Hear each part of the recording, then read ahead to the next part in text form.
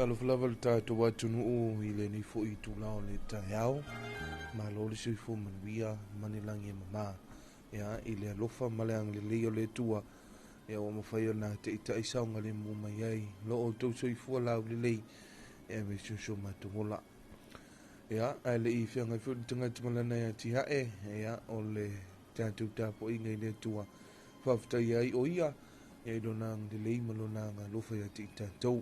Te tai o le tātou tāpo ingai le tua, o le sunga le pikopo, ia lote liki sila fau, mai le ekaresia, Yesu ke viso leo pa ia wasu ngā tahai o le wā rota ane iafu.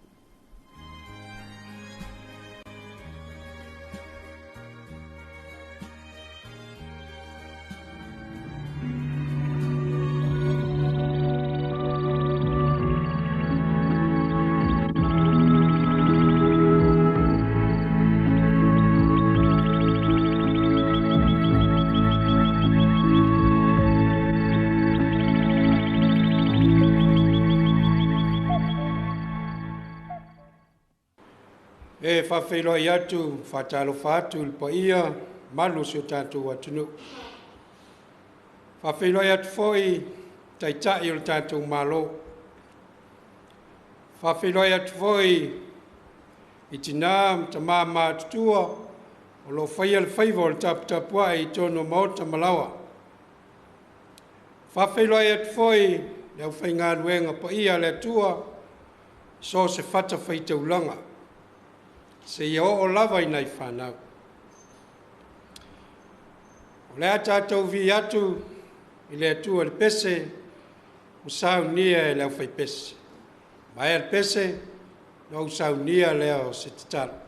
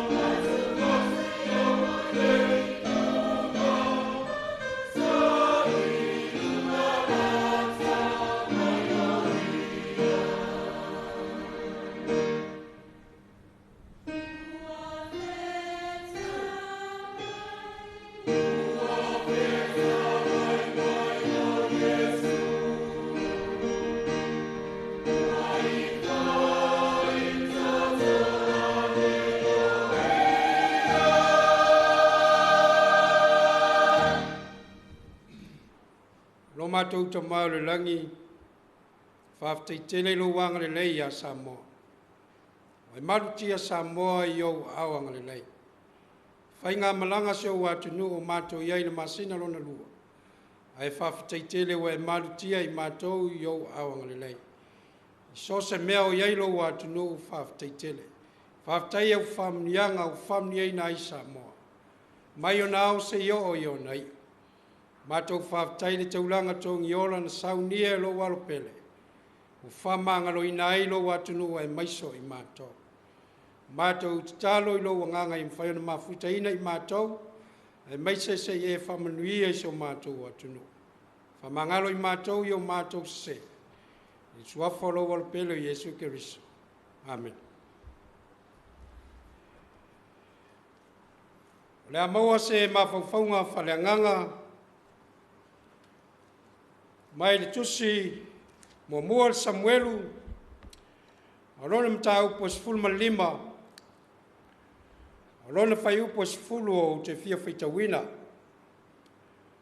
No o mai ai leo lea fionga Iova ia Samuelu. O whapea mai. Wau salamo ina wau tō fia saulo e whai matupu.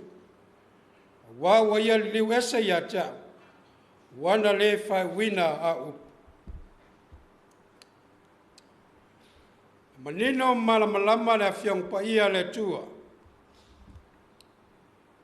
Le vala wina e le tua o Samuelu. Whau saulo e avea matupu o Israel. E ai se whea o finangalo le tua e ia saulo. E whaatino e saulo le ngaruenga mal finangalo le tua. Na mafu ai on whau o e Samuelu saulo. E avea matupu o Israel. Walu saulo e whaatino le ngaruenga maripolo a inga le tua. E alu e wha umatia a maleka. O le tupu whaatasi mawhine o tane se ia o lava i se tama whatoa whanau mai. O manu o mea uma i wha umatia. Nā saulo e whaile finangalo le tua. Peitai ua tātou malamalama mamanino. I le whātaunu ina e saulo o lana ngaruenga. Whai mai na pue ola e saulo le tupu o Amaleka. Whaasau ma mea pepeti. Whai mai e osi ei le taulanga i leli. Mafuanga le ana toi o mai ai le afionga le tua ia Samuel. Samuelu. Wo le fia ia Saulo. Wo le usita ia. Wo le whalongo. I le whiau ma le polo inga tuina atu. Ina ia wha umatia a toa Amaleka. Ai peitai. Wo wha sauina e Saulo. O le tupu whaatasi ma mea pepeti uma. Malona ma whauwhau. E osi ai le taulanga i le atua. Samoa e malau whaafonga. Manino ma malamalama i le awhionga pa ia le atua. O le alo wala wina. O le tofia ina oe malau whauwina. E vea o se tausi a inga. A vea o se tausi nu. Tausi e ka le sia a ale malo. O le fina ngalo le atua. O vala wina ma wha wina oe.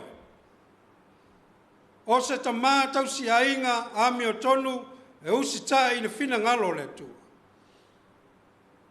Ao se tausi nu e wha maoni le fina ngalo le tua. O le tausia ma vala wina le ngaruenga le li. E wha maoni le fina ngalo le tua. E wha pena le malo. Le ale vala wina o vala wina i tātou ma wha wina le tua. E whai alo le fina ngalo. Samoa e a tātou siusita.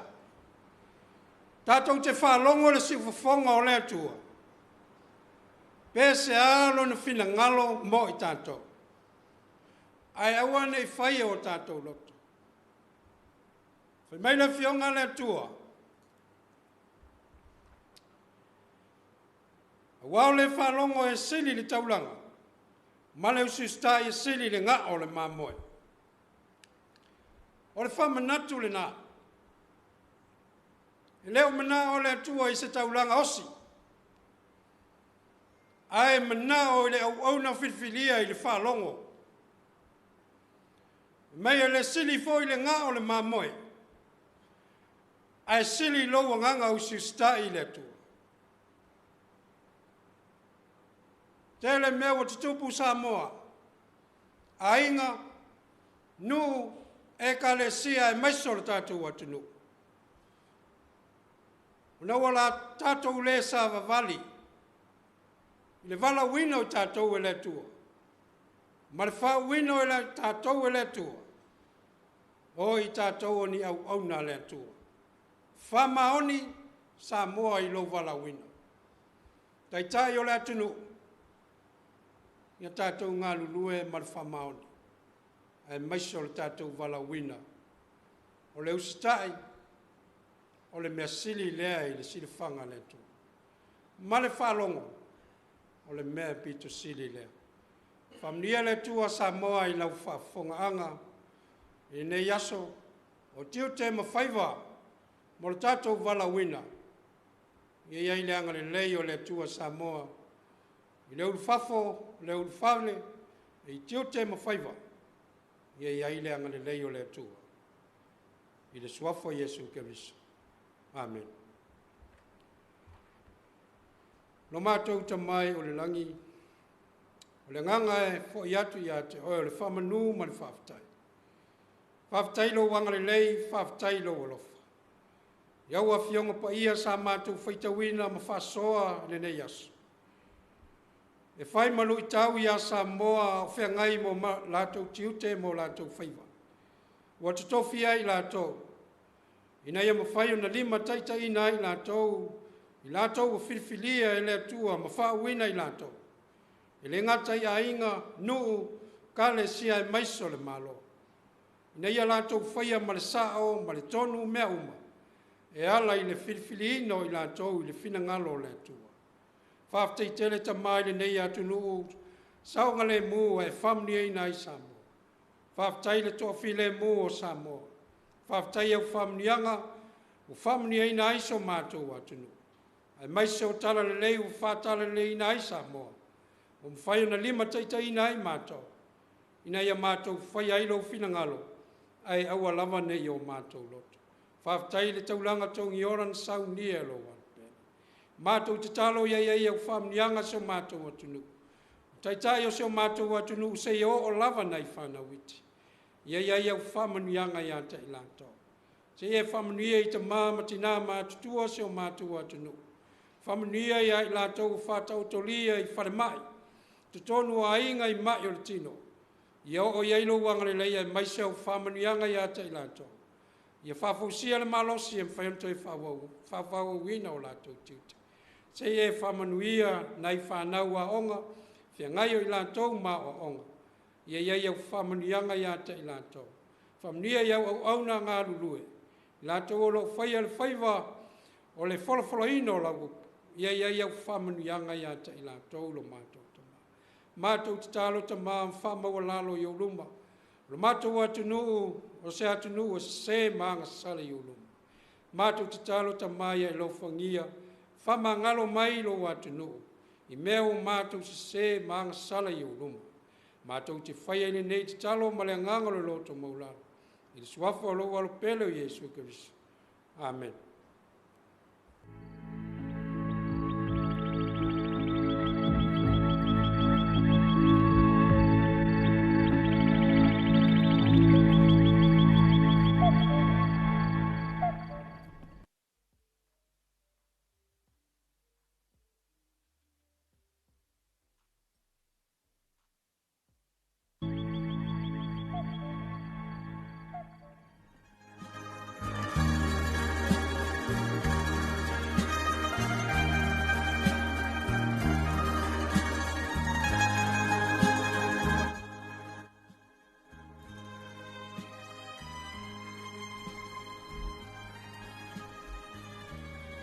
Ina ua mai moa ma whaafong mai le tātou atunu ia i le nei fo i tūlao le tai au. E le tātou tapo inga i le tua. Pe na saunia mta pene ina i le sunga i le pikopo. Ia lote liki sili fau. Sila fau. Ma le kalesia Yesu Kristo lau pa ia waso ngā tahai. Ia mene fio anga o ni nyafo. Pamanuia le tua i lau sunga i le pikopo. Ia pesi foi. Ia ngā ruenga le tua. Lea ua lua sun minute te le itulai ono taulunga tu tapo inga le tua ia inga ni o le tua wa foi e mai moa man whaafong mai a le tātou atuno.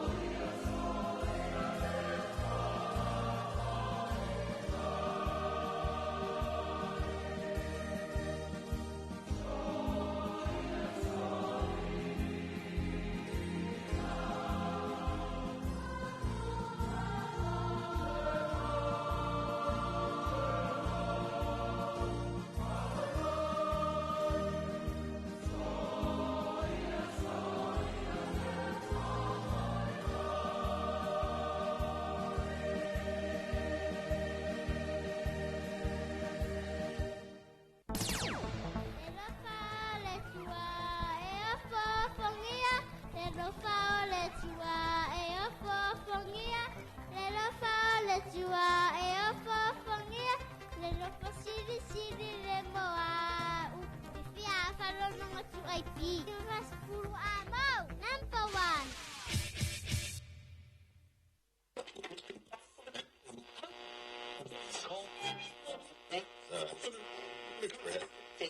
Whaafofonga I le Talofa Samoa ma le whaasoa o le tai ao. Asonga fua I aso whareile o mai aso te tasi. Mai le ono se I o atu I le iwa le tai ao. O klame wha su solo la vai ale tatu wala leo. E ole a wha fonga mai lu tatu wantunu I tatu talo le tau. Poka malia o le tai ao. Ole vale arisa. Ia wo fia. O sia ma venga. Le whaasoa o mea o tutupu I le malo ma le atunu. Ai harini pote le maketi I tai ao asununu. Si ia ole maketi fungalei ele nei tai ao fa malor so fo maua fa malor so fo maruia ele mamalu mal pa ia le tatu. Aso whareile ma sito nai o loo whaino ai fu o whaantoanga. O ngā luenga ma whaiva o le whilima le au whai whaantoanga I nā tunu. Le Talofa Samoa o lo whaasara lang tu sao I lunga le 2AP, Facebook ma le YouTube channel. Ai, lala o so o le lala I a koa, ka ilo la ia. Polo ka lame ma le tua le so I tai ao aso lua ma se tofio wa yaso te tasi, to whaasara la wina I aso te nai. Eva I le musika I le itu la tasi la ui. Eva koe le pese foi le lea yo konsono se rinti o ka me mole a uma na ka me lo le pese le tring para lo kama o Jimmy Cliff. Ya sa se foi. Itu la mo le au mati tua I le tau le tolu. Se I au lia le itu la e wha. Tato wewa lo le I le musika mo le mana vo ngā luenga. Afa le wha kuka o le afiaki. La kuka le mo e whala I le nyangi. Ale le upele. Ku ia le fiu a vi ele ki po ma le pepe. Ia sarangi le mai pepa. Oi au tu ai pi, ha huta tu bato ya oi. Lua api. Le siku ko whanga o Samoa.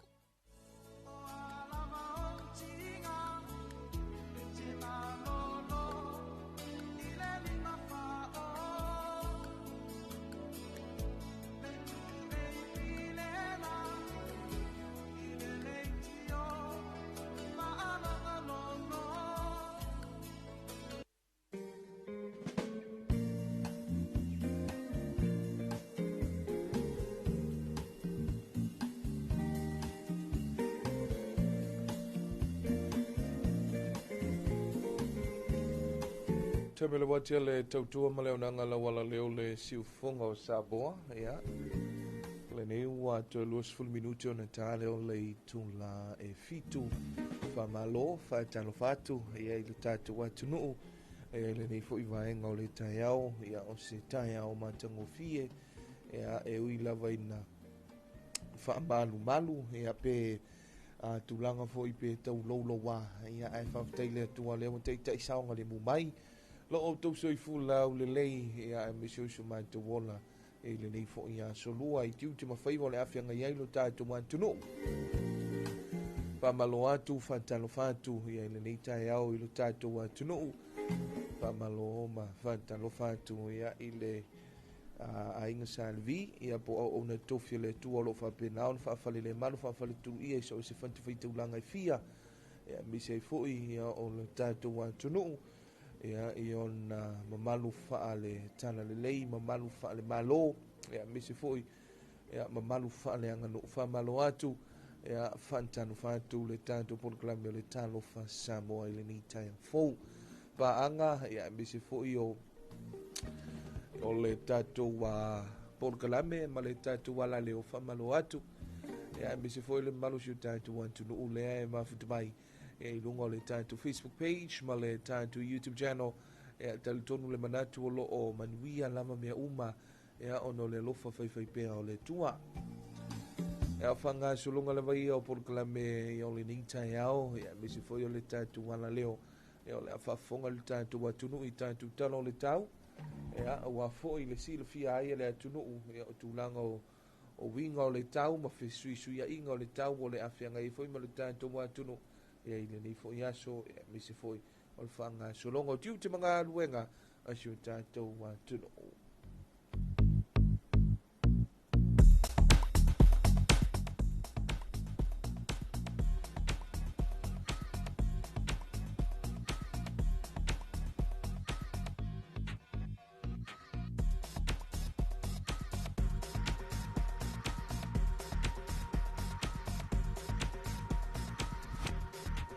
Pamtalanga winga lolo wao le tau numera iwa a o iwa mo lau whanua uma o Samoa whamawina le official vai tau le tulai lima le tai au nei a solua se fulu o Februari lua felua se fulu ono. Whamalusia lapta inga mo te munga mafa whamalusia fautuanga mo lolonga whamalusia fautuanga mo savili mano losi. E le tai au nei o se vainga whete ia inga o savili ma ti munga o lo ta o tupe ilunga o le atunuu ma ua whaawau na au maia winga ma ale ale o le tau. O ia tūlanga e ta ape solo ai timu e mamafa ai pupu ini si o teimi whapene William Whaititili. Whaatasi ei ma se vili malolo si e whaetau tau i taimi o timu mo le aso. O na o nei winga lolo wao le tau i eira manoa e awhia i pia vaitafi mano fuanga maula lalo i lolonga. O lea, e ala ngā te tau wai o na whamaru si e pia le lapta inga o timu ngā mafa.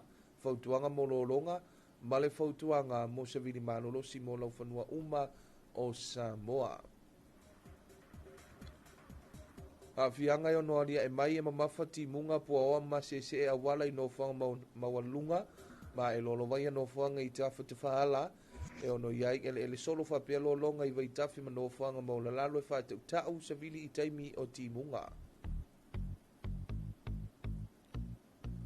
Talo le tau mo vaenga umo Samoa whamawina le official vai tau le tulai a whalelima i le tai au nei a solua se fulu Februari lua felua se fulu ono. Winga o le tau, o se vaenga whita ia inga o se vili whaatasi ei mati munga whapea wila mawhaititili o lo ta otopea i lunga o Samoa. Fautuanga ma lapta inga. Lapta inga mo ti munga mafa o lo whamarusia pea mo lau whanua uma o Samoa. Fautuanga ma lo longa o lo whamarusia pea mo vaitafi uma ma no whanga maula lalo e awhia ngofie. Fautuanga mo se vili malolosi o lo whamarusia pea mo lau whanua uma o Samoa. Tala tau mo polu vaenga matu sifo a whalwha a pia manono.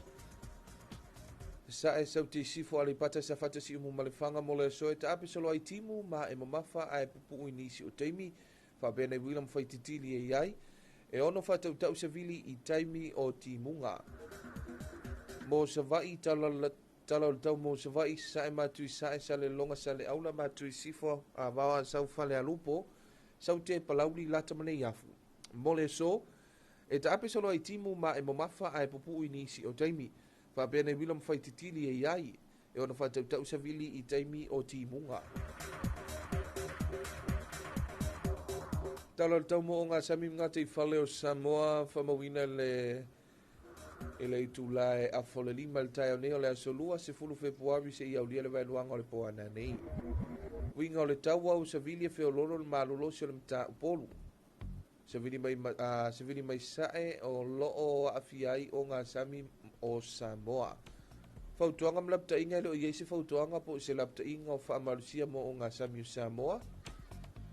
Ngā te whale mo ngā sami mātū mo le soe agi le vaito e lau, so vini mai mātū i sae tolus fulu ma le 5 kilomita li tūla, o ngalu e lua i le lua tesi ma le 5 mita no na mawalunga.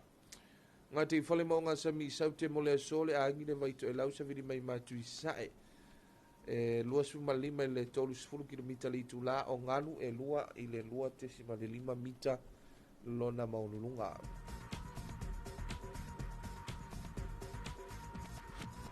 Se wainga il tala le tai o le teimi nei o lo so tu i le tai. E il fofuanga e pe ele le tai le suma le ono te li tu la e valu ono to so tu i le tai le suma le valu minute te le tu la e lua. Ono to e pe ele le tai le lua suma le minute te le tu la e vai le poana nei. Tala le tau mo le atu to e lau saunia le official vai tau le tu la e ono il tai o nei a so lua se fulu Februari lua fe lua se fulu ono. Winga o le tau se vaenga pe au mama o lo. Winga o le tau se vaenga o pe au mama o le ea o lo o afiai le atunu a pitai o au se vili mai se sae o lo o fitiai le atu to e lau. Vaenga i le tau mo to e lau se ia ulia le veduanga o le poana nei.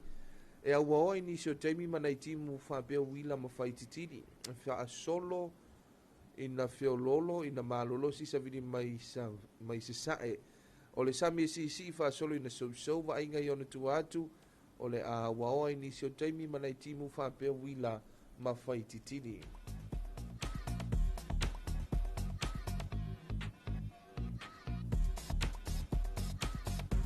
Warm, lovely morning on this Tuesday morning, the 10th of February 2026. And here's an update of your weather forecast and your severe weather information.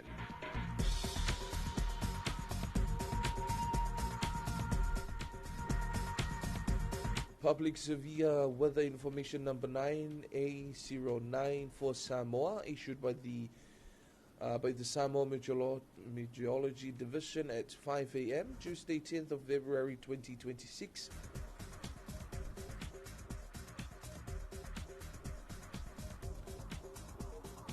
Valid heavy rain warning, valid flood advisory, valid wind advisory.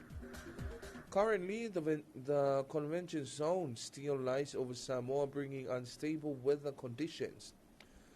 Thus, anticipate scattered showers with periods of brief heavy falls in some areas, a few thunderstorms and a strong gusty wind and during showers for today.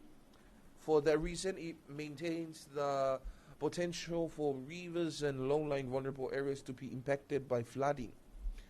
Hence, the above-named rain heavy warning, flood and wind advisory remain in effect for all land areas.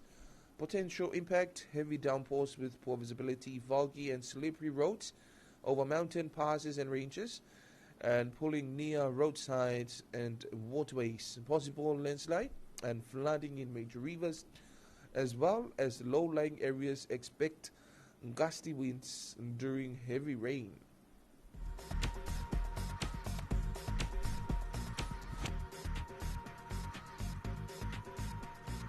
Morning district forecast for Samoa, issued by Samoa Meteorological Services at 5:30 a.m.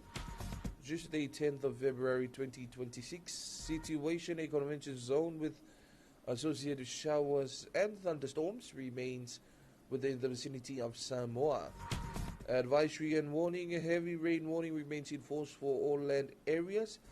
Flood advisory remains in force for all rivers and vulnerable low-lying areas. Wind advisory remains in force for all land and areas. An update for Upolu, north-northwest Falfapia, Manono, east-southeast, Alipata, Safata, Siumo, and Lefanga for today. Scattered showers with periods of brief heavy falls in some areas and a few thunderstorms. Expect gusty winds during showers. For Hawaii, east to northeast, Salelonga, Saleaula, northwest, Davao, South Falealupo, South Palauli, Lataniafo. Scattered showers with periods of brief heavy falls in some areas and few thunderstorms. Expect gusty winds during showers. Morning marine forecast for Samoa, issued on Tuesday, 10th of February 2026. At 5:30 a.m. valid until midnight tonight. Situation: a moderate easterly wind flows affect Samoa's marine waters. Advisory and warning: there's no valid advisory and warning for all marine waters of Samoa. Northern marine waters for today: northeasterly wind 30 to 35 km per hour with velocity. Waves of 2 to 2.5 meters. Southern marine waters: wind direction northeasterly wind 25 to 30 km per hour, waves of 2 to 2.5 meters.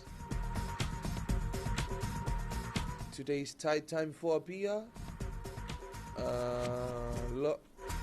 High tide was 1:42 a.m. in the morning. Low tide will be 16 minutes past 8. High tide will be 18 minutes past 2 in the afternoon. And low tide will be at 22 minutes past 9. Tonight.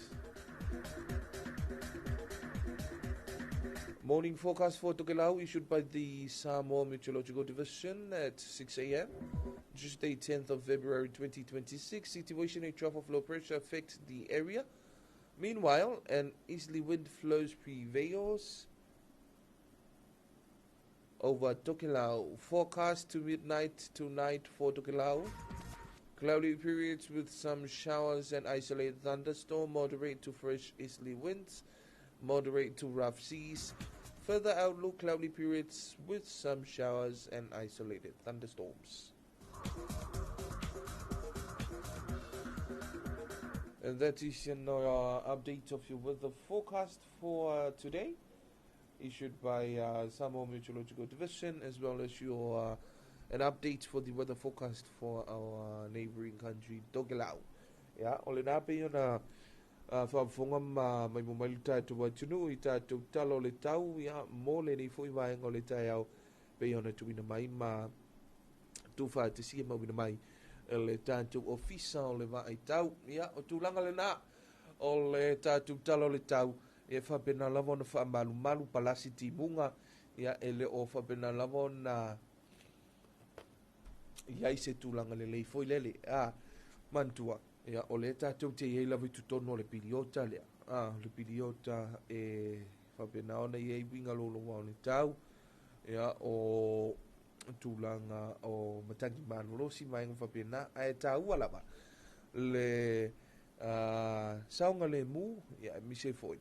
Ia o le tūlanga o le malupui a pea ma le tāpena peno siu tātou wa tunu. Whamalo atu i le ma Talofa atu ia tātou paanga, ia mailolonga i nai mo tele se la fai, so atu bua o ngasu, tabai anonu i nai paia. Ia me se foi, ia whamalong Talofa atu, ia mau maloma tātou ainga i nai whale asiu, malor se fo manuia tea manuia, ia ile nei vaenga le tai au tali tonu, ia ua usu mai foi le tō tele tubi mai, ia teimi whai ngā aruenga, ia a o mātua foi, ia i tāpenanga anai alo ma whanau, i tūlanga fo i o tāpenanga o le usua i o nei whanau i le aonga ia ma tūlanga whapena ia teltonu ia whamanui atu i le neitai au whai mari e mai o le e ma se ele awala ia pe afua i ai ia i ripota le tātou official vai tau teltonu se zinu whawhiwhanga le neitai au ia whawau e fui lea o a tātou whasoa e mese ai o le tātou polukalame o le Talofa Samoa le whawhiwhanga mai le o whai pese e teru Male lau Samoa ea.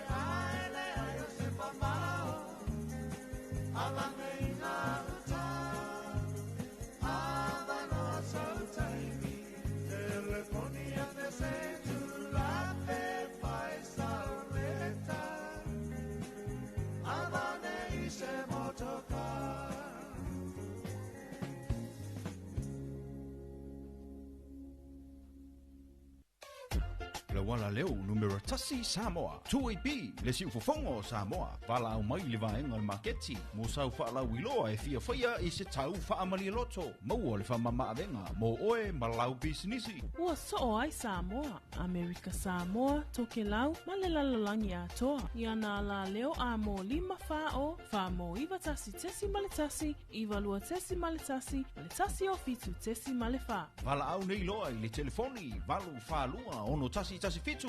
Ma whaafesili mo le vaenga o whaalau iloa. 2AB le si ufofongo Samoa. Numero tasi.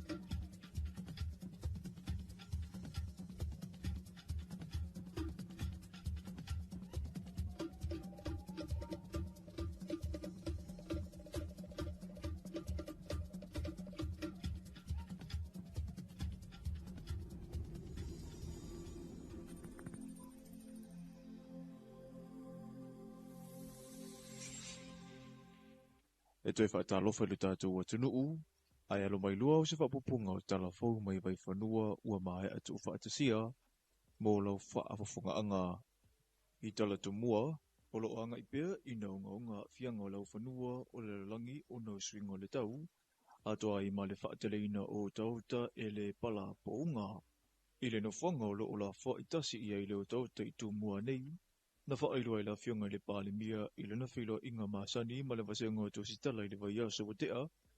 Ua o maili po ti mai lem tanga ruenga puna oa whaalena tura ma se manga na whaailoa ai ua a mata o na le ofi le whanua i ta whaingata ma i le sila ma mau i le lumanai ua whai ai le sifua whanga a le malo. Iei whai ni sifua whanga whaatati ai tupu pea e wha la whatulanga nisi vaenga ele i lavo le tunu atoa, o Samoa atoa, o le lafo mai la pisi ta whaingata. Peitai, o mai tawina o te tauna whai nisi fuafuanga, e wawai nisi o ngā ele o Samoa, ma le lau mamau mai I, ma le vavena tumu, o le la pisi tele ta whaingata. Ua a mata ona le ofi, le vai ngā ele le sa fuafua ai fo. Ia, o le whapena fo I lal fuafuanga mo sa vai. Ua sauna fo I le taitai o le malo, le susunga le lau le male toa le wetea po la te vau fo se Schmidt. O le ngā ruenga, ma le fuafua te tauina o tauta la whai, e au ona whai ai le sau a inga. Ma o lo whatatia nisi o polkalame. Ina ia whai anesi suinga fau ma le aonga la pisi. Taimine nei, na le tuu ai tono le lori, compact, abatu, lau lalo tanu. O te tau na whai nisi fuafuanga I le mere nei, e a mata mai le ilo ina o la pisi to tonu a inga, tu ese tioata, tu ese plastic, tu ese ua mea, tu ese isi tulanga umma o la pisi e mwhaina sunu ma whao iei nisi o longa osi. O le si o manga, o ia tua iei lea tinuu, ai a whaaleanga o tauta, o na te le leo le afianga I le soifuanga o aso te itasi, ma le soifua malolo ina. Ua tā le taimi ma ua a mata suwanga le vaatele, ua tau whai alo foifoe te maitai o loo tausini o mo le pale o le lalelei o le Pasifika. I le tauwanga o loo tali malo ai le atunu o fiti, o le sāpati na mawai nei, na whaatasia ai te maitai tau vai tau fitu, o le tausala le Pasifika o loo iei le taimile nei a tau whai le matangi le tara Jeremy Allen, a tō maila tau o loo nafa mata penanga, I le sauninga loto e tapua ia ele nei vai aso ina ia sao mauli. O le aso e tusa le polo kalame sa tu ina mai ele ona mea productions, na whaia ile wheloa inga suitau wā ma ofisa whaasara lawa fiti. Mo le tausala o Samoa, ili nganoa whia ngai mali iso ti mapu, na ia whaonga ina le avanoa e whaalawa I tele eira na whaafetai. I le anga le leo se tasio a ingai fiti na fisoasoni I ona tua a ina ua maitua I mana o mia le fisoasoni, ha o whaatari I se taimi umi I le malai waalele. Ina ua iese whaale tonu I tūlanga tau ta awale tutongi po rental cars na fuafua ina. And of course they don't speak Fijian, they're Samoans. And so they just so happen to come across Loasa, who works at the airport and who is Fijian there at and had kindly guided them and called up her husband, actually, Gilly, to come drive my parents to their Airbnb because they didn't have any direction to the Airbnb. And what was so special about this was the love and care that this Fijian couple, Loatsa and Gilly, had shown to my parents, who were complete strangers to them. They had waited at the Airbnb until the Airbnb owner had got in there to check them in, and then of course took them around and bought them food so that they were settled. And so this was all happening while we were at church yesterday. So it felt quite fitting for that to happen on a Sunday, because it really showed the grace of God, and that's what spoke. That was the message that spoke to me. O le afionga ia ilinga noa le wa whaatulanga mai o le suito wano na wha. O le mata upo le ata pena ia i mo whaatara noanga ma wholasanga le vai aso nei. O sauwanga le tino, ma lunga upenga ta whailangi. O le suito wa mua le ua ia le tausala mai tonga ma o le anga i le mata upu tau i le sisi manga. Ma swing o le tau. O le suito wano na lua, o le tamaitai mai Amerika Samoa. O le aso noi mata upu tau wa onga. O le tausala o Papua New Guinea o lo olone tolu ma o le aia folasia mata upu tau i le atina e ina o tupulanga talavou. O le suita valona lima le lalelei mai le atukuki o le a ngai i mata upu tau le anganuu. O le tamaitai mai Kiribati o le ata pena i mata upu i le atina e ina o talonga. Ma le tu tausoni ngā tula fono ma fuala au whaasa ina ua sa uni iai le tamaitai mai le atunu o fiti. Ai i le finangalo le afionga i a tauwhai le matangi. So I'm excited to listen to the stories of these beautiful girls and the communities that they represent. I think over my journey I've had to learn how to engage with the diversity of our blue continent, and often that comes with the good and the bad. But I think the big lesson that I've learned is to understand where people are coming from the nuance of their cultural norms, understanding how that intermingles when we all come together, but also how that informs our response. So this week, I've really encouraged the public to keep that in mind, to listen.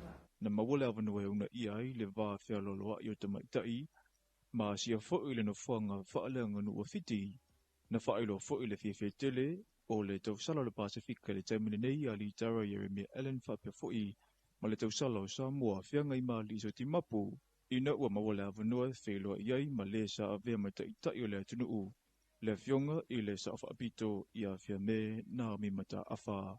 O le awha a wau isi o whaatinonga o le tawanga i le asa tai au. Ua toe tawa au ina i le asosi o le au si isi o me mawha sa mua le sia kitupe, 5 whetala mai le langolango au tū, le whale tupe o tātou tangata nuu le Samoa National Bank. O le matatia le asosi si isi a le atunuu. O le masino aperila leo le atali malo ai mo le taimi muamua. I le ipu e le langi i le taalunga le si isi ihu a me mamafa. O le nei foa i se whailunga le whaatupu ina peo le langolango sua a le pūlenga a tua ma le au whainga luenga le whale tupe. E le ngata o le seleni ai o le whaamarusi au i le whaatinoina o le whaangatama. E whetu se furuono atunuu ua mautinoa e awai mai o la tuisui le whaamuemoe. Ma o lo vava ai le au whaesilia i le varo se furu. Ai o lo tatala pia le amanua mo nisi atunu ue awai mai. E iai nisi o au taa alo mai atunu mamau o lea uato ai tonu ma ko le ni whaatasi, ma le awa sa mo le whaleta alo au tu mo le si isi ihu a me mamafa i tuanei mato. Na whea le whaatara noa ngā talafau mai vai whanua le tūlanga tau saunga le mu ma le pui pui ngā, mo le whaitau se lau le a tali malo ai le asosi, sa mo moli le whaafetai a le susunga le whaia onga, pūlenga ma le mamaru le au si isi i le pūlenga ma le au whainga wenga, a le whale tupe ona o le anga le lei whai pea, ma le whaafetai le malo i le langolango sua a toa i ma le tele o kamupani, ma na pa anga. O tātou tāla funa mo le nei vaenga le aso manu e tele fuafuanga, o whenga iei ma le atunu i le nei aso.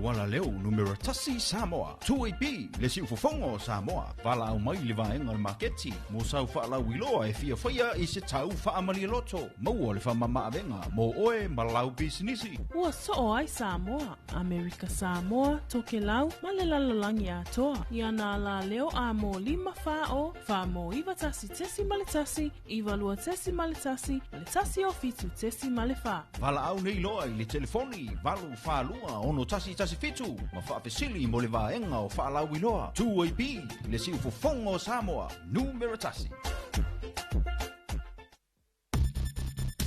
Puinga wa fianga le pesi ai o le wha mai o le dengue fever. Ia matua wha atamai no fuanga uma e tautu ufua mana no fuai namu. Wha amamala pisi mau tauta i ta whawhale.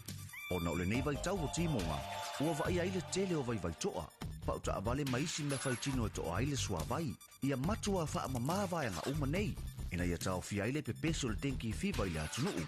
Tātou ngā ruru e whaatasi, mo se Samoa maroloina. Mo nisi whaamatalanga, whaafo tae mtanga ruenga le soifua maroloina, telefoni ono varutasi o.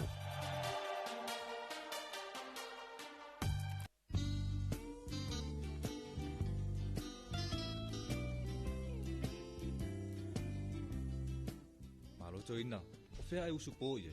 Te o te alua tupo le asi la me ta pisa mai ngā taili whare komiti. Whalongol vai ngā lua alporo kikian malo, la fwoi wapo e kumkumu e ngā kai. Mānanga te le ala, awano le leia le si taru sanga iai mo se masini fo i le vidi ai la au. Te lo se whalo lolo mau i masini yo. Ui papa, ke haru sā o ala i vai tele, i le whalo loa mo whatoanga. Te maua i masini le lei, masini anga tā o oi e kuai. Tai te le lava, o te alua tu lai le whare komiti taru sanga iai. No ti e lo le i vai tele se i mata i e masini. Fiu mai lo ia tātou la lai funga lei, mai tele wha peasa le longa mo le motu tele i sa la whai.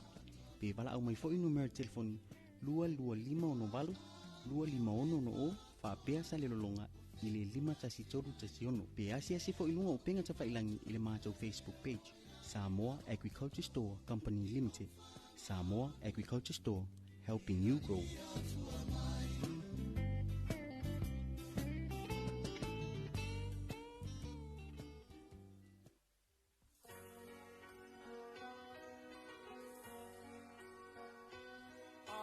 Samoa, the greatest place of all.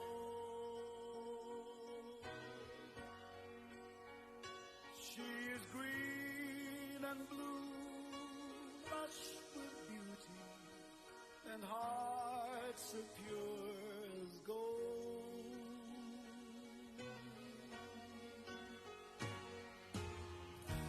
Touch someone with tears of joy. Touch someone with smiles of love. Oh, what happy feelings from such happy people. We are Samoa, people from the sun. We are Samoa, and our heritage lives on.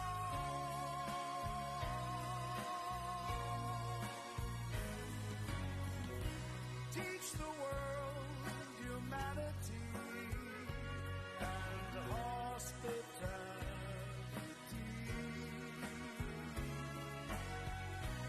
We are Samoa, and the God we trust in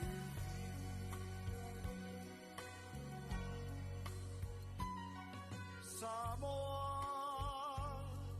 e pele oe isi o ufatu.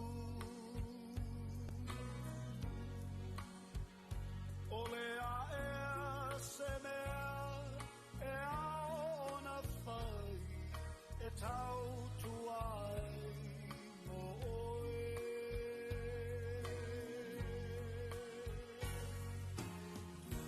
O sa sae masisifo e tasi. Ole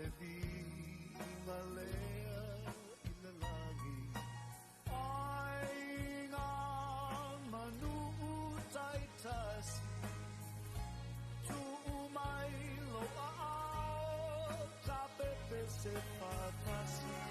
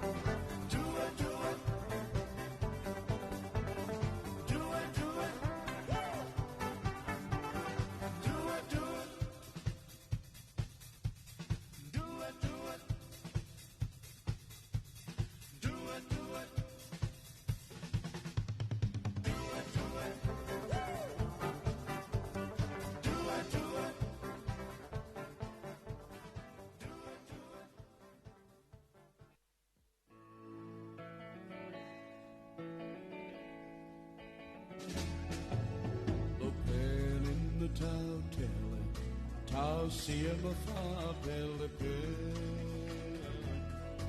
Anga sala I lo umana o wha ana naule tele o aso. Si ole o malu, o se lupe o lo tu. Talofa ua lasi, ina ua tino e tasi. O Josi, se I e fia mai. Loa lofa fa amaoni, sa e fa auna nau iai. Te pa I le fa ata, aua e te musua. A venga I opu tau, au opu tau, sanga I la uva ai. Vai vai si ona fonga, a tuli pela o laona. Momo si ona tino, a sili ai le lofa fa atino.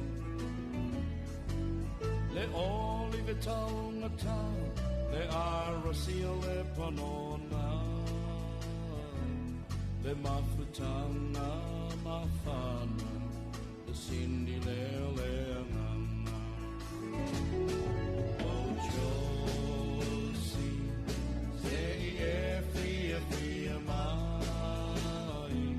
Loa lofa fa amaoni, sa e fa anana. Pa I le fa ata, aua e te musuai. A venga I opu tau, au opu tau, sanga I lau hai.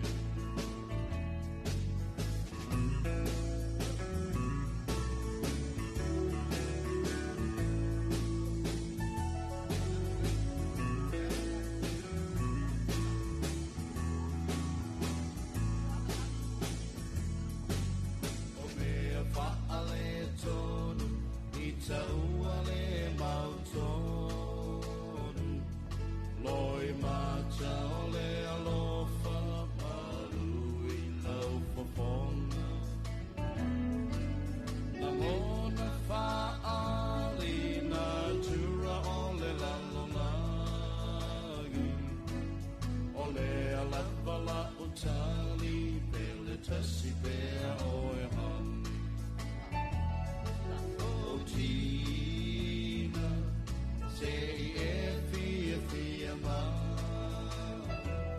Loa lofa fa amaoni, sa e fa nanau iai. Te pa I le fa ata, aua e te musuai. A venga I opu tau, au opu tau, sanga I lau vai. A venga I opu tau, au opu tau, sanga I lau vai.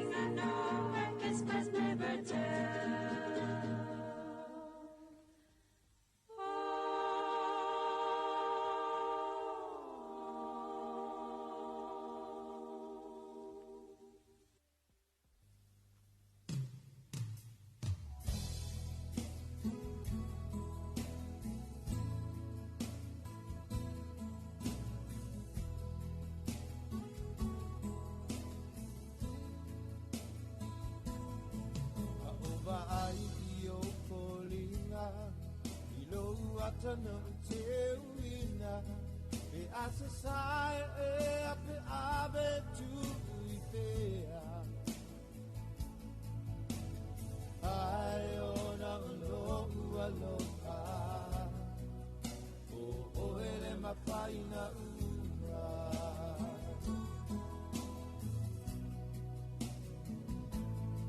ka o toi po i le komisa e whaangalo le whaingata ai mana tua pea o koringa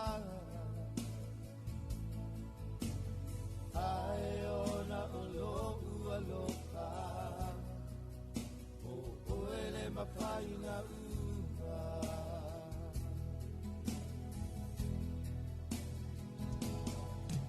ua o iloa wa e alu e paina tana ngalo o ilo patu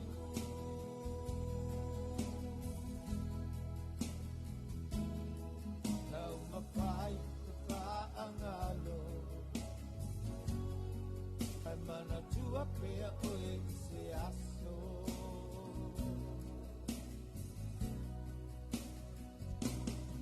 pea o talai le sao e manu malo lava o manao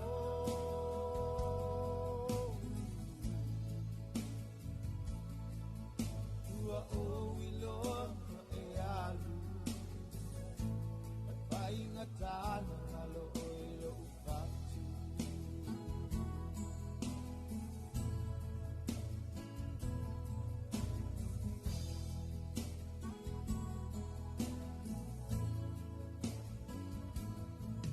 tauane o la uva ai o lua tutu pa atasi mai mala upa alonga wa e pato pa mai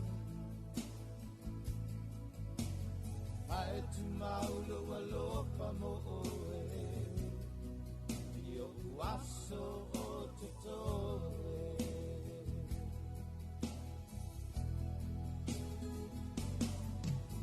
ua o iloa wa e alu e painga tana ngalo o ilo patu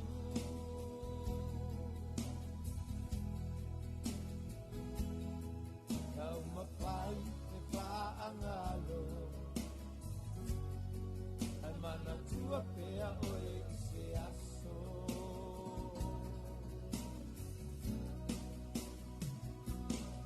pea o talai le sao e manu malo lava o manao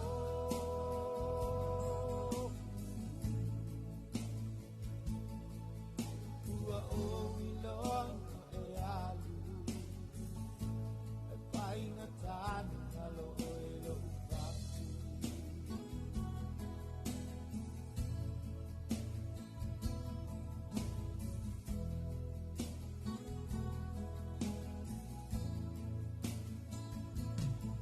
na o toi po i le pomsa e paangalo le painga tanu ai mana tua pea o kolinga ai ona o lo aloha o mapua i nei mea uma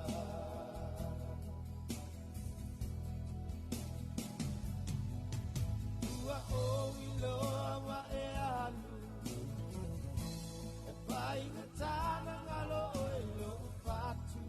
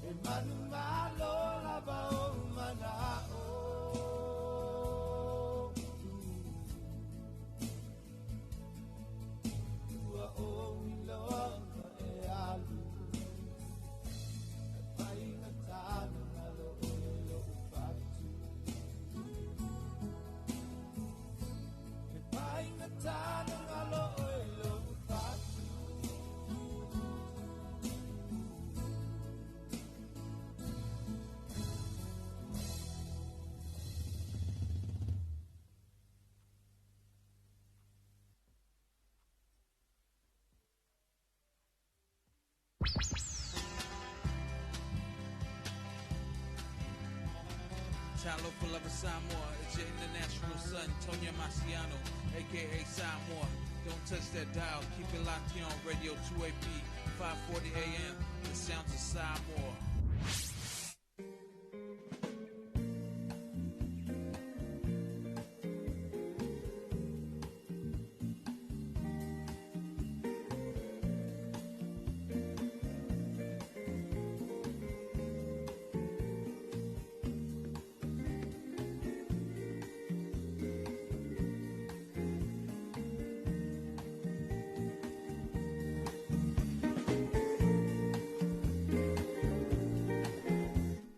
Le tautua ma le aunanga la wala leo le siu fonga o Samoa. Ea o le ni ua toi lusu ma le 5 minute o na tane o le itula valu. Whamalo atu ea sawa inaya na ema futu mai fo i le nei vaenga le tae au. Ea i le tautua fo i ma le aunanga la wala leo siu fonga o Samoa. Talitonu ea ua matufo i ona puloka lunga le awana. Ia i le usu mai ai o le tele. E nisi o le malo le tunu ule na wala au mai. Na wā o tu na i vai usu. E whaso solo atua vai usu, e whaso solo atua i na i vai tele. E le poloka le amata atua i po o le pea. Whaso solo merola i sau i vai moso. E o mai fo i ai i vai mea. Lumo le AST. Tau fusi. Tūlanga le poloka le nā le wai ai. Ea lo tātou tunu. A mese lava. E i teimi whapene, le usu ai o le tō tele o nei mātua e momoli whanau i le aonga. A o isi fo. E whai o na omanu na moli whanau le aonga. E lea lau tūli mai fo i le ia le le teimi whai ngā ruenga. Ia tātou mō pele o no sai. Lava papale, whai malia le tae au, o le epe i e wha malu e le o le lei lava le tae au, o le lava palasi nei timu. Fautuanga lava ia ma le tumalalo e whapenao na longo pui ali e foi le tātou atu no. E le nei tae au whamalo atu. Whamalo atu i atenasi le au pepe tangaloa soifo manuia le nei tae au fau malo le soifua matango fie le au langa alofa atu ea o lo o mai alofa anga i nai Wellington ne. Lia ai aso lofa, good morning. O mai le tae au fau manuia ea alofa atu manuia tu te mawhaiwa whianga iai manuia le polo kalami whanga solo whianga iai. God bless. Ia whapena foi e lausunga lia ai ea e mese ai ea o nisa le malo sio tātou atuno ea le ema futam fantasi mai ea i lunga o le tātou polo kalami o le Talofa Samoa ta i tolo ina ea ma le malo sio tātou atuno i le nei tae au ea o nisi au tala ia na whapena foi ona tuina mai le tātou waenga o Talfo. O le vai aso le nei lea wa a matalia ai le vai aso foi leo le sailinga o le tausala o le Pasifika. Ia tele ai na mai ia updates ia matala la tamai foi lea matatu reporti mai le tātou o malanga i fiti. O le aso ana nafi le na to ai tau nuu ai le fionga i sa whapito. Ia po le fionga i fiume na umta afa i to tono lau whanua o Nandi ia i fiti. Wao Nandi ia wao leisi na ai o fiti tono o Nandi. Ia nai whaatino ai ia le tau vanga te lelne o le tau sala o le Pasifika. Na la muto ai tau nuu o le aso ana nafi ia le na o matau ato ai ia inisi o reporti ia pentu na mai la muto nuu ai le fionga i le sa vapito ia po le fionga ia fiame o le tulanga foi le le ave le lango sua e le ngata i le tausala Samoa le fionga ia ilinga noa po le tamaita ia ilinga noa fionga i mali i sonti mapu ia me se foi o le fafitai o le tula i mai foi ia mali fapala i nei foi o le tausala o le Pasifika ia pe ona ia le pale ia Samoa le tamaita ia li Tara Jeremia Ellen ia o le tūlanga e pei fo i ona iai. Ia o le fionga i le tausala o le Pasifika. Ia o le ana lima maua tu nei. Ia na whale la wasi ai. Ia le ana grandfather. Ia le fionga i whewhau tu ina. ia lala i remia ia o le tulaga la ia faafetai ia o le ua a faapenao o i le vai aso ia o le tauvaga po le seʻiliga o le tausala o le pasifika o le ua mae ona falaua sisi ona tamamatua ia le ala ua mafanafana foi lona loto ia ia na tapenapenaga ia ma le lafo foʻi o le pale pe faapaleina ai le si tagata ia ae lē o tumamaina foʻi ai nisi o atunuu ua o lau taumatau atu iai pe ia e fitu e pe ono atunuu le iai o iai Amerika Samoa o le atukuki o fiti kiwipati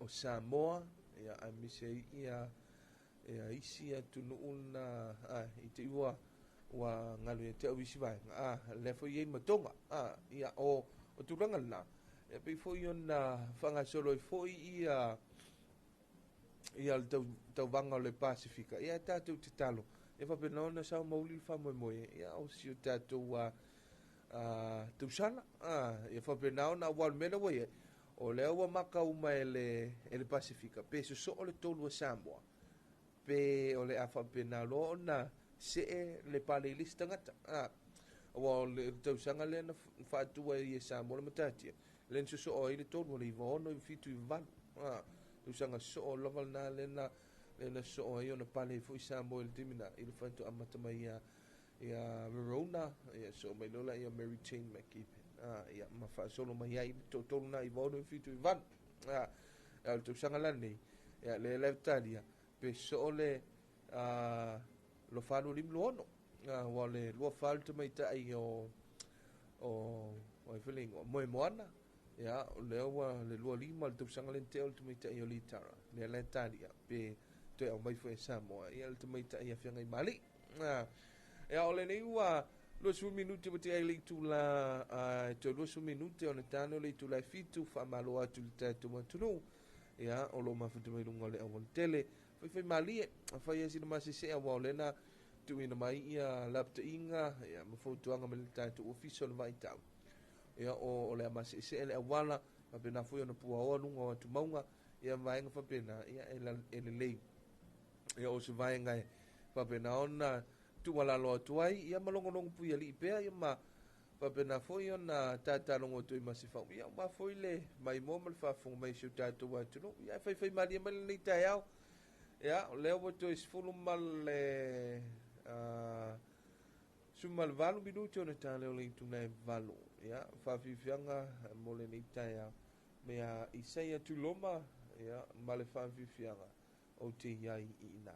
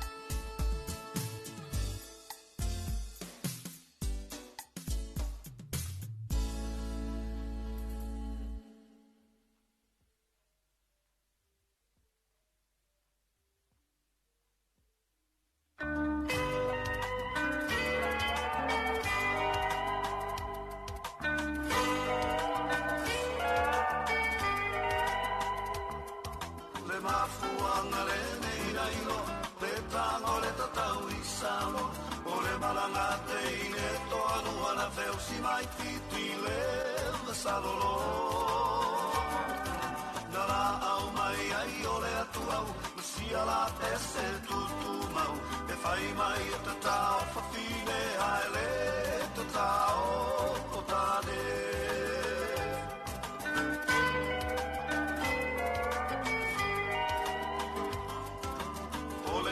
Tatai o tane, ina wa se si ala pese, tonu ingata yo fale alu po vai alo le fai su a tele. No to fuai le o fa fine, ma o zui ai si ala pese, e fai mai e tata o tane ai le tata o fa fine.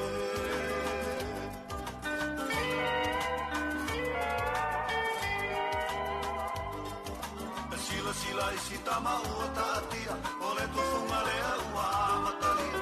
Talofa ua tangi au ewe, ua oti solo I le au tapunu tele.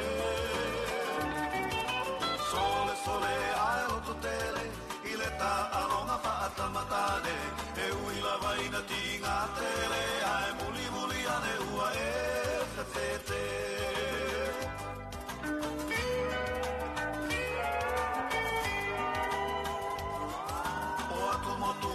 Pacifica, e sili Samoa le tautaua, o le songa imiti wa savali vali mai ua fepula fimai o na whaila. O aso whaai po whaamuli ali au, whaatu alua selu whaalau whau, o le singano whaapea whaau mutau ua ova I le vasa lau lau.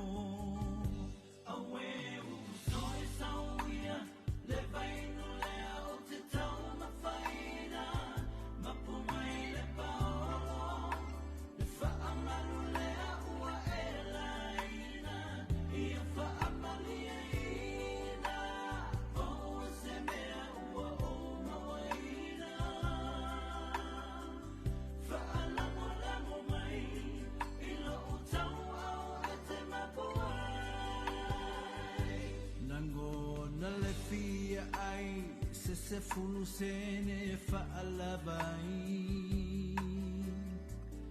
a o se atafanu e fa'alabai o se papa mafu amu ia la salo wa malo lo na masalo salo se ia lo famai ola uola wale mafai awe usoi sauia le vainu leo mapomai le paolo le fa'amalu lea ua elaina fia fa'amalina o se mea ua o mawaina fa'alamu mai ilo utau au ete mapua lo utau soi sauia le vaina te tau mafaina mapomai le paolo le fa'amalu lea ua elaina ia fa'amalina o se mea ua mawaina fa'alamu mai ilo utau au ete mapuai awe usoi sauia le vainu lea o te tau mafaina mapumai le paolo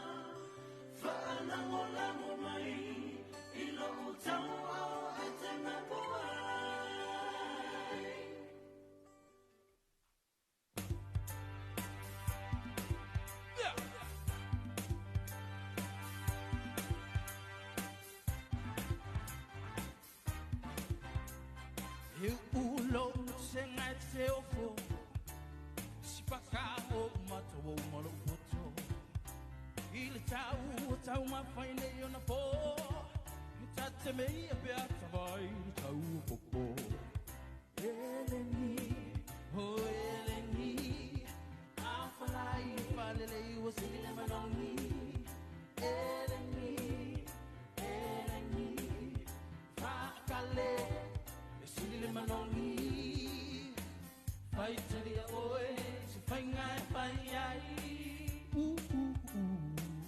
Asila papa Fai ai ai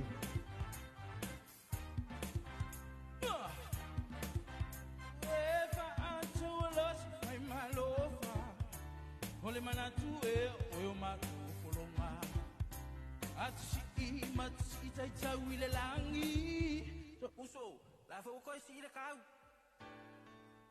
Woto si tai tau ile langi Se ole lo ele wang lua ho yai Eleni Afalai falele usile le manongi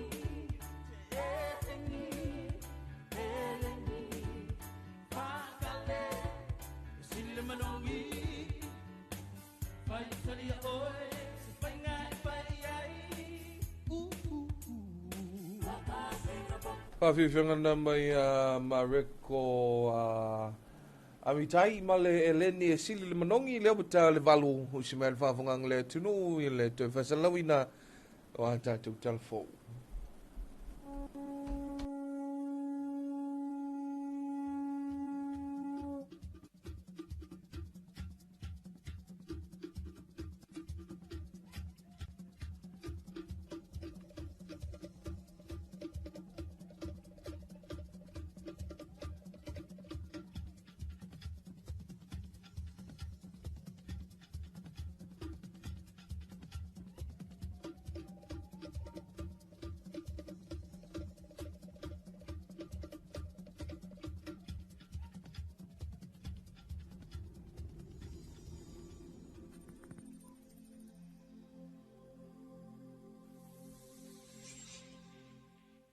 E toi wha talofa i le tātou wa tunuu, ai alo mai lua o se whapupunga o talafou mai vai whanua ua mahe atu o whaatasia, mō lau whaafafunga anga i tala tumua, o lo anga i pēr i naunga fianga o lau whanua o le langi o nau swinga o le tau, atoa i ma le whaateleina o tauta e le pala pounga, i le no whanga o lo o la wha i tasi i le o tauta i tumua nei, na whaailoa i la fionga le pālimia i le na whilo inga māsani ma le wasenga o tositala i le vai aso wa tea. Ua o maili po ti mai lem tanga ruenga puna o a whaale na tua ma se manga na whaailoa ai ua a mata o na le ofi le whanua i ta whaingata ma i le sila ma mau i le lumanai ua whai ai le sifua fuanga a le malo. Iei whai ni sifua fuanga whaatati e tupu pea e wha la whatulanga nisi vaenga ele pe lavo le tunu atoa o Samoa atoa o le lafo mai la pisi ta whaingata. Pe tai, o mai tawina o te tauna whai nisi fufuanga e wawai nisi o ngā ele o Samoa ma le lau mamau mai I ma le vave na tumu o le la pisi tene ta whaingata. Ua a mata ona le ofi le vai ngā ele le sa fufua I fo. Ia, o le whapena fo I dal fufuanga mo savai. Ua sau no foi le tai o le malo le susunga le lau le male toa le utea pola te vau Fose Schmidt. O le ngā ruenga, ma le fuafua te tauina o tautala fuai e au ona whai ai le sau a inga. Ma lo whatatia nisi o polkalami. Ina ia whai anesi suinga fau ma le aonga la pisi.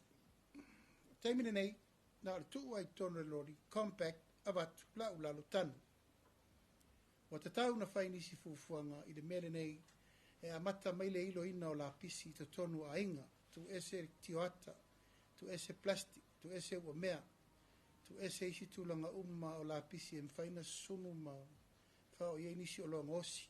O le si ese o manga, o ia tua iei le atunuu, ai a whaaleanga o tauta, o na te leo le afianga I le soifuanga o aso teitasi, ma le soifua ma loloina. Ua tā le taimi ma ua a mata suwanga le vaatele, ua tau whai alo foe te maitai o loo tau sinio mo le pale o le lalelei o le Pasifika. I le tau wanga o loo tali malo ai le atunu o fiti, o le sāpati na mawai nei, na whaatasia ai te maitai tau vai tau fitu, o le tau sala le Pasifika o loo iai le taim le nei a tau whai le matangi le tara Jeremy Allen, a tō maila tau o loo nafa mata penanga, i le sauninga lo e tapua ia ele nei vaia so ina ia sao mauli. O le aso e tusa o le polo kalame sa tu ina mai e Leona Mea Productions, na whaia i le wheloa inga suitau wā ma ofisa whaasara lawa fiti. Mo le tausala o Samoa, i le nganoa whia ngai mali iso ti mapu, na ia whaonga ina le avanoa e whaalawa i tele eila na whaafetai. I le anga le leo se tasio a ingai fiti na fisoasoni i ona tua a ina ua matua i mana o mia le fisoasoni, a o whaatani i se teimi umi i le malaiwa lele. Ina ua iese whaale tonu i tūlanga tau tawa le tutongi po rental cars na fuafuaina. And of course they don't speak Fijian, they're Samoans. And so they just so happened to come across Loasa, who works at the airport and who is Fijian, may I add, and had kindly guided them and called up her husband, actually, Gilly, to come drive my parents to their Airbnb because they didn't have any direction to the Airbnb. And what was so special about this was the love and care that this Fijian couple, Loasa and Kili, had shown to my parents, who were complete strangers to them. They had waited at the Airbnb until the Airbnb owner had got in there to check them in. And then, of course, took them around and brought them food so that they were settled. And so this was all happening while we were at church yesterday. So it felt quite fitting for that to happen on a Sunday because it really showed the grace of God. And that's what spoke, that was the message that spoke to me. O le afionga ia ilinga noa lea wa whaatulanga mai o le suitau wāno na whā. O le mata upo le ata pena ia i mo whaatara noanga ma wholasanga i le vai aso nei. O sauwanga i le tino, ma lunga upenga ta whailangi. O le suitau wā mua lea ua ia i le tausala mai tonga ma o le anga i le mata upu tau i le sisi manga. Ma swinga o le tau. O le suitau wālo na lua, o le tamaitai mai Amerika Samoa. O le aso noa i mata upu tau wa onga. O le tausala o Papua New Guinea o lo na tolu ma o le ia wholasia mata upu tau i le atina e ina o tupulanga Talavou. O le suitau wālo na lima le lalelei mai le atukuki, o le ngai i mata upu tau le anganuu. O le tamaitai mai Kiribati o le ata pena i mata upu i le atina e ina o Talonga. Ma le tu tauso ni ngā tula whono ma fuala au whaasa ina ua sao ni iai le tamaitai mai le atunu o fiti.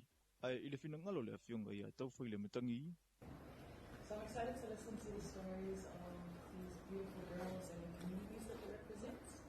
I think over my journey I've had to learn how to engage with the diversity of our blue continent. And often that comes with the good and the bad. But I think the big lesson that I've learned is to understand where people are coming from the nuance of their cultural norms, understanding how that intermingles when we all come together, but also how that informs our response. So this week, I've really encouraged the public to keep that in mind, to listen well. Na mawale avanu e una iai le vā whialoloa i o tamaitai, ma sia fo i le no whanga whaaleanga nu o fiti, na whaelo fo i le whiawhetele o le tausala le Pasifika le taimine nei a li tara Jeremy Allen whapia fo i, ma le tausala o Samoa whianga i mali iso ti mapu, ina ua mawale avanua wheloa iai ma le sa avea mai taitai o le atunuu, le whionga i le sa awha apito i a whia me na mi mata awha. O le awha a wau isi o whaatinonga o le tawanga i le asa tai au. Ua toe tawa au ina i le asosi o le au si o me mafa sa mua le sia kitupe, 5 whetala mai le langolango au tū, le whale tupe o tātou tangata nuu le Samoa National Bank. O le matatia le asosi si le atunuu. O le masino aperila leo le atali malo ai mo le taimi muamua. I le ipu le lalangi i le taalunga le si hu a me mafa. O le nei fōa i o se whailunga le whaatupu ina peo le langolango sua a le pūlenga a toa ma le au whainga luenga le whale tupe. E le ngata o le seleni ai o le whaamarusi au i le whaatinoina o le whaangatama. E whetu se furuono atunuu ua mautinoa e au i mai o la tu sui le whaamuemue. Ma o lo vava ai le au whaie silia i le varu se furu. ai o lo te tala pia le amanua mo nisi atunu ue awe mai.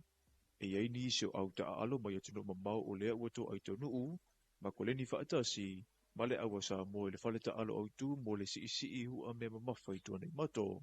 Nā whea le whaatara noa ngā talafau mai vai whanua le tūlanga tau saunga le mu ma le pui ngā, mo le whaitau se lau le a tali malo ai le asosi. Sa mo moli le whaafetai a le susunga le whaia unga, pūlenga ma le mamaro le au si isi i le pūlenga ma le au whai ngā venga, a le whale tupe ona o le anga le lei whai pea. Ma le whaafetai le malo i le langolango sua a toa i ma le tele o kamupani, ma na pa anga. O tātou tāla fōna mo le nei vai ngā lea so manu e tele fuafuanga, o whenga iei ma le atunu i le nei aso.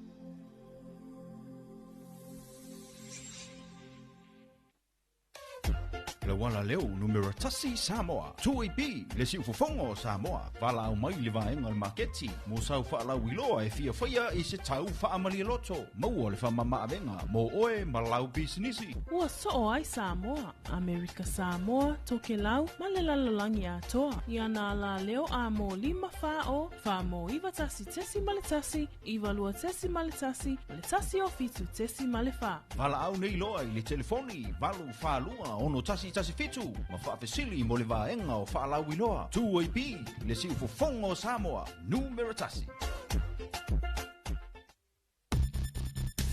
Puipuinga wa fiango le pesi ai o le whaamai o le dengue fever.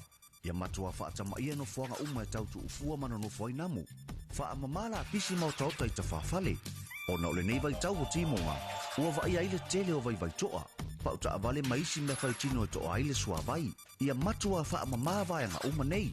Ina ia tau fia ile pe peso le dengue fever ile atunuu. Tātou ngā lulu e whaatasi, mo se Samoa maroloina. Mo nisi whaamatalanga, whaafso tae mtanga ruenga le soifua maroloina. Telefoni ono varutasi o.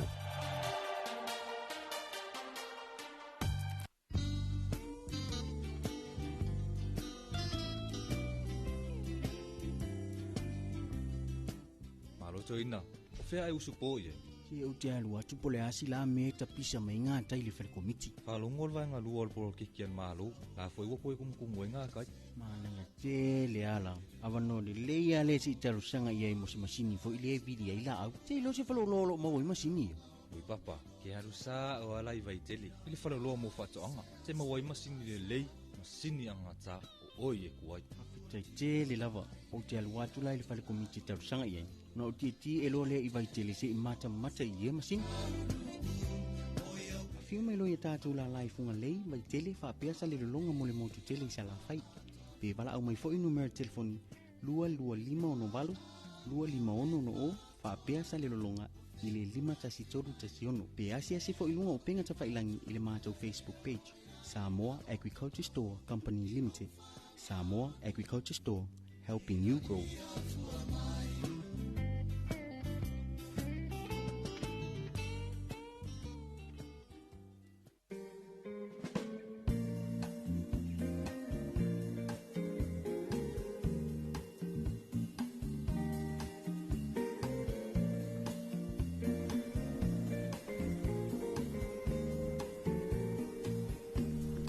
Tamila wantia le tautua le unanga la wala le orsi ufongo Samoa le nei ua suma 5 minute mo te ai le itula e valu ia po kwante te ai foi le valu le nei vaenga le tai au ia i le tautua le nei al tuaipi mai a wha fongo foi le tātou tunu ia i le toi whasalawina o tātou talafou pe hona saunia mta penaina te whaatasia fonga i nātu e mātou aina i sa akon vaenga o talafou wha malo le tātou tunu le usu ia o le lava e whaamalu malu lava le nei tai au e foi nisi o le mamalu le tātou ofisa le e whape mai whamtalanga o le nai poloka mai nai I vai usu. Ea, fai mali mai, ia o lo o whaale tonu fo I male anga le tau I le nei tai au. Ia ai o lo saunga le mula wa, ia le mea, tauna avi e lo wha mua ai, e fia foi lewa mawhatasi male tō whai a maui. Ia, I le nei tai au, malo le usu, good morning maui le nei tai au. Ia, malo fo I le tawatai, malo le fonga a Dwayne le nei tai au, a wale tautua ina o le tātou watunuu. Talofa atu fo I Samoa I lau whaafongaanga le nei tai au malo le soifua manuia ma le langi e mama, mai talitonu ia o lo o manuia, ia vaenga uma o le atunu upo o lunga fo I o upenga o fiso ta inga ia tunu e maulo e whatasi mai ai, malo le soifua I le nei tai au fo o le asolua, le asolona sifulu nei o le masina o Februari, nua fe lua sifulu ma le ono. Ia, uva aia foi pewa e kau ngase li tuein, pewa e pe sia fulu. Ia, o la vea foi fulu. Ia, e whaftai. O le ae, ia fo la au e fo pe lau lau so soani. Aia foi, i po le manu luo I nā I le JP po fea ia. Leo koe maua ala I luka re ia. Leo koe maua ia oi ia. Ia, malo lava le on sai ngā luenga matiu te foi ma le vala awina. Ia, faisi pisi o lunga le awal tele. Wa pisi ane tau te mino sawai, ia wha malu mai ia, le nei tai au, a leo te wa ai atu inisi o le tata o whai ngā luenga, o lai whai pia mai, o lai poloka mai lunga le awal tele. O lona winga. I taro le fitu ta tele I alu I le au lunga le awala, ia o mau ki ngoa, o mau ka ika le poloka. Ia al fautuanga, whai le mu. Lava pea le ono sai, lava papale mai. Awai, ele ia se loto se fai o tele meo le tavale. Ia mai se lau taimi nei. Ia o le woto e a e whanau ia o nga ia o tele na o mai le atunu e tuli mai. Ia taimi o a o nga I tai. Au matou fitau I manisi whanau lo le vana. Sava vali atu na I whanau fo I o le primary school. Ia ma whanau fo I o le kolisi la lata. Ia whapena, la e sava li vali atu lunga le awal tele. Ai, Fava a sila totoa ma lava papale lunga le awala lava le ono sai. Ia ne ite ua tula I maini whala velavi. Aso nafi le ana va ai le moli mawina ile mule le company foi le a Frankie o vai tele ali Dwayne. Ia o le tulanga na ua telefoni ai na umai a whamalo ia a whamalo fo ia le malo le tunu. O le tau mātau o tulunga o le peo na tuina mai le tātou vaenga o telefo. E peo se e teimi ana nei le tai au po le tasi anga I le lua whato a malolo le tātou pulenga o tine mu. Ia e fuala ia ua aso atoa alu maripo atoa tau mawhai e tinei a wae o le vaenga o le mafufonga foi lele ma le sisila le tātou vaenga ma le pulenga. Ia matua I pe le afi awane susolo ma awane to tupu me sisi mea al tonu o vaenga na ina fa malo to foi le fionga ia tanu vasa le fionga le komsina ia o neila tai au le vai atu ia ua fa aunga ngase foi ma vai hisi tanga te foi ia le foi ngana ia ala ua tu atu foi le lango ni sel malo le tunu va tu ye le vai ia pe le a mea ai foi fa malo fai ia malo lava I le pulenga ma le au whaingaluenga le pulenga o tine mum fa lave tupu fa fuese ia mo le fa atinoina foi o latou tiute awai ele ai ani mu ai ao na tupu mai le mu ia ele se tamai fa lave ia fa malo fo ia ila to ia mata tu le video la o ka mo e kong mala o mai ia o loa o le fale o loa compania a Frankie ke le lola po la o mai ia se fe po le mela wala un fale e pe o le si tuna e mali e lo ka ai vo ile le lo filu mole o le atunu vo ile le la uina mai o fo inge o loa fo ia fale o loa I fa fo ia wai mauti noa o na mea uma ia e fa tama ia uma ele afi ele ai mase mea e totoi ia ai mai se la o mo mea o masini fo ia ATM la fa pipi ia o fale o loa ia tasi na vaenga o la ua wa afia uma tuai fale anga ina uma tuai I le malaia lea o le fale o loa po le compania Frankie le so nafi ia o le si vaenga le na pe na umina mai ua whamaunia leo i se soifo mau ia po i fo se si o tūlanga o manuanga tūngā mai lea whanamilame tau malai ia whamaloa to ia wai a sile ele man le tunu ile musolo le makua i malo sia ma asa o le ase me o totoe o fale ia mo fiu foi e fa peka ika ai aka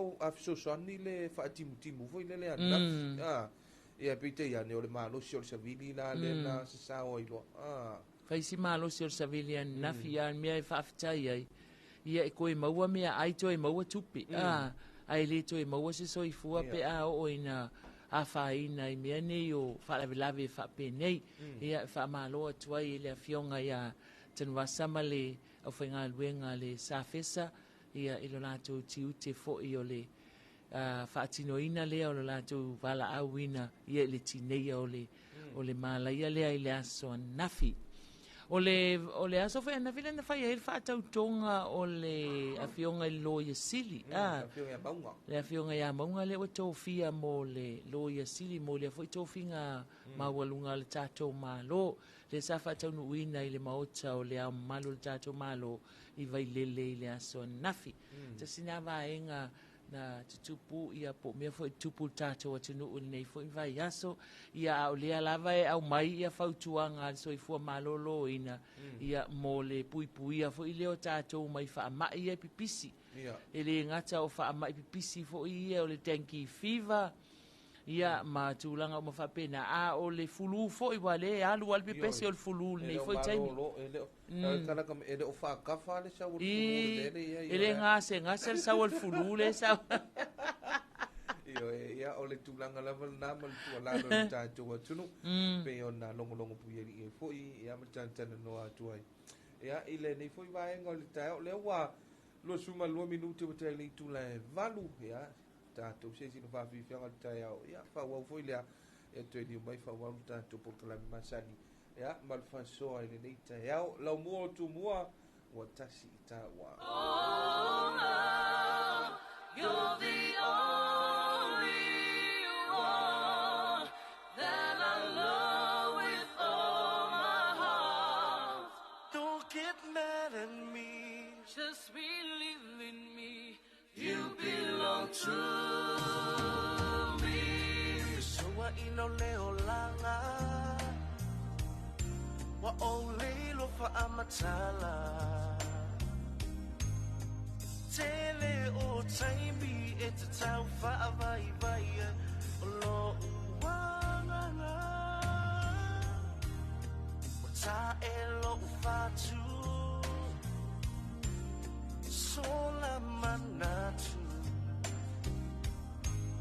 wa whainga ta foi ona o whaangalo oe pe a e mo atu a whai mai a tō manatu o fia whaalongo atu o te letu a ope o te whaangalo atu o te teo pe oe hani lo ufatu tau ia se o te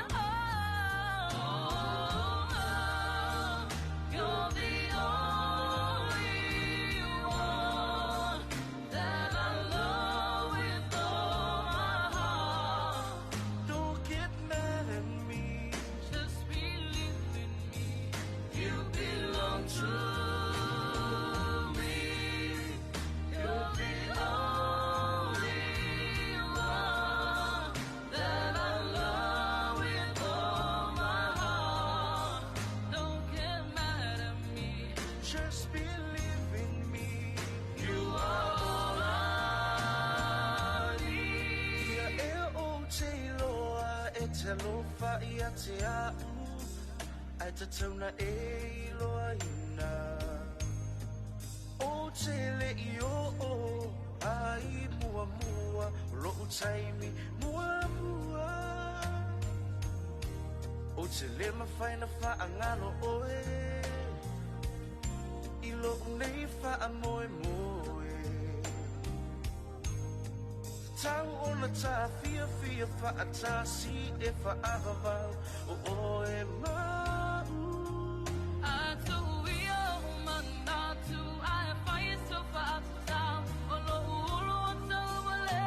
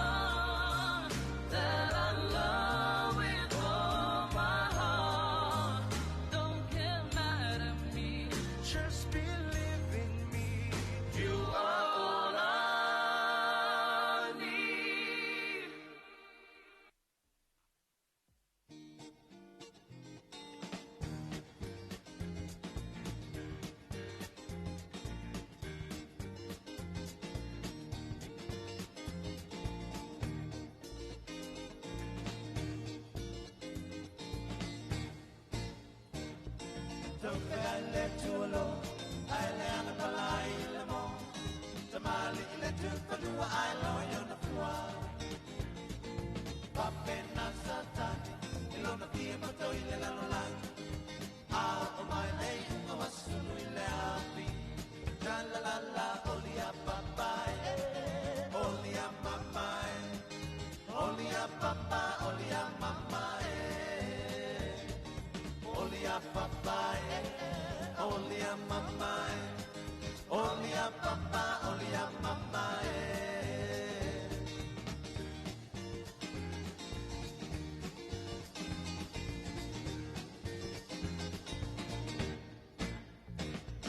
Taupe ai le tualo, ai le anapala ai le mo. Tamali le tupanua ai loyo tua. Papena satani, ilona pia boto i le lalolang. Ao o mai le uma wasunu i le api. Shalalala, olia papai, olia mamai. Olia papa, olia mamai. Olia papai, olia mamai. Olia papa, olia mamai.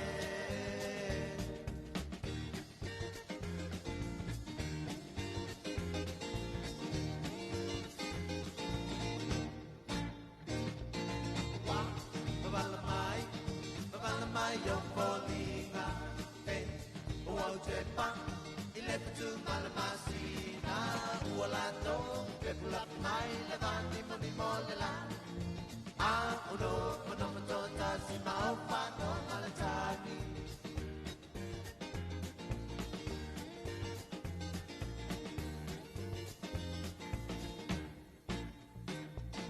Be, oso vale, te wifumala au. Ua patu mawina, ilone mapapa. Ua puaina le manongi o le sauane, ale taula. Leo le fili ua sala lau tau, le metia lau pamau.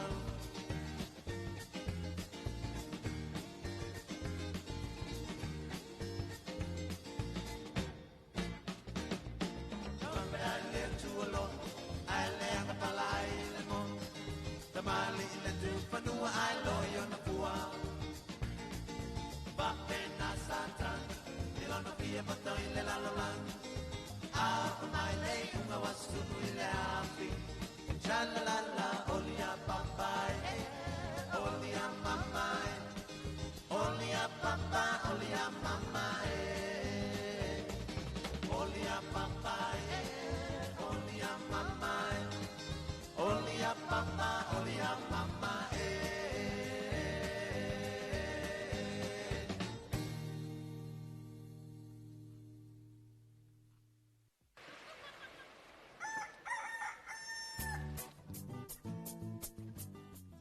Talofa lava. Yes. Ua si tia le tau fesuia inga o tupe wha amamoli le Western Union. O lona winga ua whaateleina tupe tala. O le a whaititia tupe wha o ngai lafo mai ai. Ai te le o le a talaina. Ha whea nei le official and number one currency Western Union. Pe wala au mai i le 250 mo nisi whaamtalanga i suinga mawa e o tau fesuia inga o tupe a le Western Union.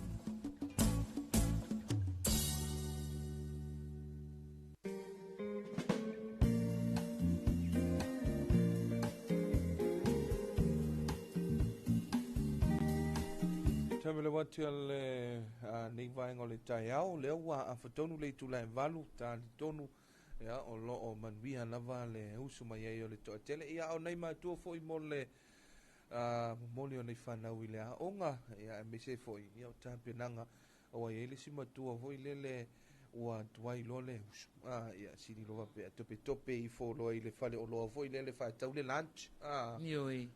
Ia me ke ia la e ua fasi e fuar ka mai ki kai au pe aku wai fa mai. Pe faia ia. Faia lava lau ka i leva o faia ai le lua. O la wa moe umi o la wa kuahinga ala i nua i fangu. Ia va pena le soi fuanga nei wa e moe vai fo tina ia le tele o na tiu te fai. Ia mea lana e maua a fafango atu lo a fai atu lo i tamaiti a lai pe ia ki renga fai anga. Ai fiu fai koe alu le paipa e laku fa anga udua mai lesi piko. Ia fasi lor kai au le i alu le ao. Ai umalonga fasia ai a whakolole lunch. Oh, kasi lunch whapele. Kasi lunch whapele. Kamai ki. Ia mantua fo ila lena saunua fo ile tai o le malo i lena saunoanga e whapea. O le pea o le tuna le sila sila ia o le fai o mea ai fo ia mal whanau ina ia tau mo fai e tā o fin mea lea o le whawhanga o whanau ia po le tau mamafa fo i o whanau mo mea ai fo i e mamai ai e le ka o kako mea ai e mawai le mai mawai le mai mo mea junk food ioi tu langa whapena a le lau tau mo fai fo lele ina ia avatu a mea ai soifua malolo ina mea ai pāleni ia e tau si ele whanau i whalea onga o le vai aso le nei lea e whaanga solo ai ma a matali ai le vai aso le sa ilinga o le tausana o le Pasifika le fuina maua e tātou tarafou le na mai e whasan lawina o lea watu ai tau nuu i tutonu o Nandi Fiti ia le fionga sa whapito i o lai awa i atu e tonu fo i se taimi o le nei fo i vai aso e awa e pei fo i e malanga se sui o le tātou malo i le fo i wha moe moe ia wa fo i tapo inga o whaiva o si o tātou tausala ia me se fo i awa o Samoa le pale mai le teimi le nei ia le pale mai tamai tai o li tara i le tausala o le Pasifika lo na winga ia o lai to alua tamai tai Samoa lai malanga mo le tausinionga le fai nei lai fai Nandi Fiti io ia wa le aso se fulu male tonu male se fulu mal fa ia le tau wanga tele ia ai o le vai aso nei le a matata pena tuai ia mafanga solo fo ila to activities fo i fai la ko pre-pageant activities wai fa pena le tele wa tunu mantua le tau sanga le na tea o Solomona le na talimalo ia le la o talimalo fiti tau sanga nei lua afe luas fulu maleono ia talo sia ia fa mo o alo le atunu mai se tama ita e pe ona avea masui o Samoa ia po ave fua po ambasa fo i Samoa ia i fa alanga mai fa pe neia le nei fo i tulangi i tulangi o le Pasifika ia le ia la tau vangal nei mana tu fo i o le tala anga o tau vangal nei Dwayne o Samoa na amatamia ia Samoa na amatamia i le tau vangal nei ia le la ia lualu ia o mal taimi nei ia le e pe o le tulanga na e langona i fo le mita fo ilia wa le tu sa o le ai Miss South Pacific le Samoa ia mal tatu tau sala la ia lu e tau va e sa ili fo iso na ia tulanga pe fa mata e so ol fa mal fa e umai fo ia litara ai to so atu mai ai to fa pale e litara tatu tau sala wa e le tau sanga fo le na so oi fo ia le tolu Samoa tau sanga pe o le iva ono iva fitu iva van amata mai a Verona tau sanga le na ta yo se Yuli Verona ia fa solo mai ale Mary Jane ia sa o le fuanga foi na wa pe o le sina va en o le pe wa fa popole na isi tunu o Pasifika e wi go vile le fom tela o le fa mai solo sa mo fu ile wa le wa fa tu fo le matati ya fa pa le sa mo si fa kali la tu sa ngal ni ya fa sina fa ngata ja o no le si ko e ile fa ngol fa mo si ngonga fa mai o le ale manga ko se pale o ko wa umal si ku aku yes ia le ai pe na le soifuanga nei tato tapua ia o le tapua ia le ale le al tato tapua inga ia o le tulanga fo ina ia e manuia fo i faiva ia o tau sala o le tunu fa Talofa tu ile tama o le mtanga luenga ai o fa fonga mai tono lo na sa ia ai mai se fo ia o le fionga ia le lua lo ka ko inga so le o sia ka ko felo ai so le kele o bisi o sia fo ia ka ko felo ai maskoi a ka va ko foi la loma fa ko maskoi malo se fo lo me que malo vai a foi O le pe ka o mai ase kupe vanga le ko fe o ke pole no fonga. Ai vai ole kala money is not the problem. Fa malo fa talo fa ai. E ai tamale tatum tanga. Wenga le foi vo. Ma futa mai ai me se le fionga il minsta ya tan vasa ia malo le soi fu manuia. Ia fai mari mai lo sa pe a fai ona tele tau no ia manuia fo ia faiva matiute ia manga luenga o le afianga iai e le nei fo ia solua o se aso fa malu li tueng io aso fa malu o le aso pe le la pe le timu ai pe nga fa malu vo le ke a ku uli mai lunga iao pe se fa folinga foi le mai fo ka ba le fale le ai la le se tulanga ma pena e no sa o lo fa fi pe rainy pe hurricane e fa ya ta chonga io e le tulanga na pe sa pe timu pe la o te ma faia pe timu pe la pe to e fio mai Yesu le ai alu akako io e fa malo si tato watunu o le pato so lua e le tai le mai aso kai so le kwa lua so kalunga ko wa e mai nga luenga mai le weekend ia fa malo si mai ka le lava fo ki kilo ku fa ke mai lunga fa ngoi mai ia o tu langa lava pe ai ale talia vo fa noi mai o ave ka ika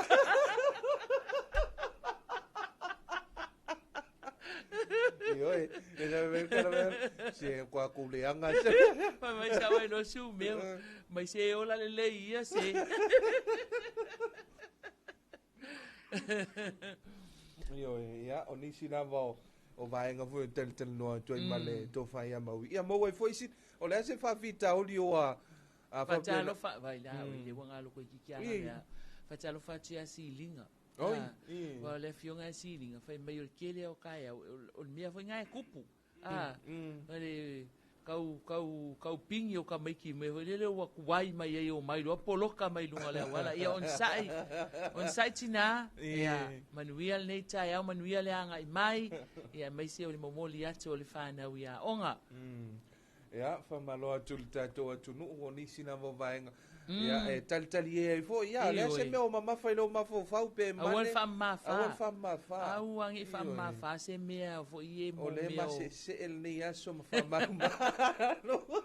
ai mai ia kala disko inga ul fa ma fa me nga mo me o lapis o me ota me na pe fa mai wo ave ilunga ma ave ifia ia awal fa ma faina awal fa ma faina pa wale le fautuanga ia tatou fa moi le tua na le tua lava ia mai le tali ma mai le file mu ia te tatou ia wa le tatou te fe mala nga mai nga luenga nga ia tu le tu ma le tu o le tu no ia tatou talo ina ia malutia le tu lo tu so fu fai mali langa le sa o tu le ma se le aso ke se si você e fai mai ka ki va ver lo fai le vo to lo sul minute o to na tale le tu la iva ba lo tu le malo la wa vale a taxi ma pasi e me se foi lo pasi se ma tel tonu ja man via le ne so fa fi fianga ia mo le tao to ni mai le vang fai o tanto por calamel Talofa Samoa a foi pese la oso ma le fa fi fianga I want to be ready.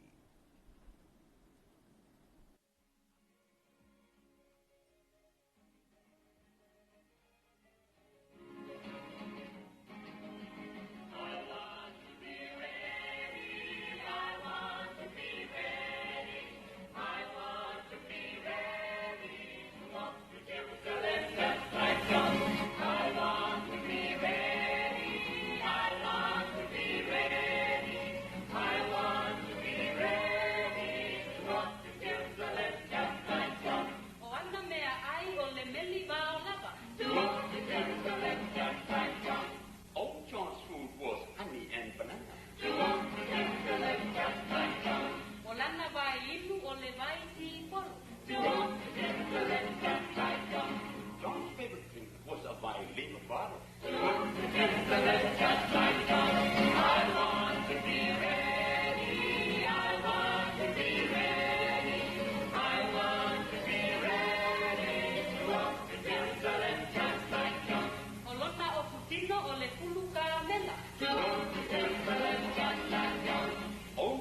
chain made of camel's hair.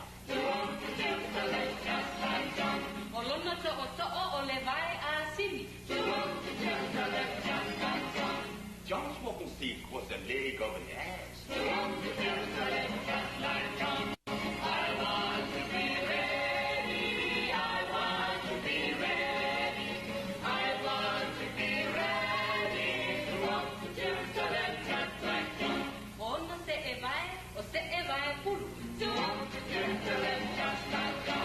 Young John's shoes made of coconut husk. Olona solo o le lau fu. And John's handkerchief was a fupa leaf.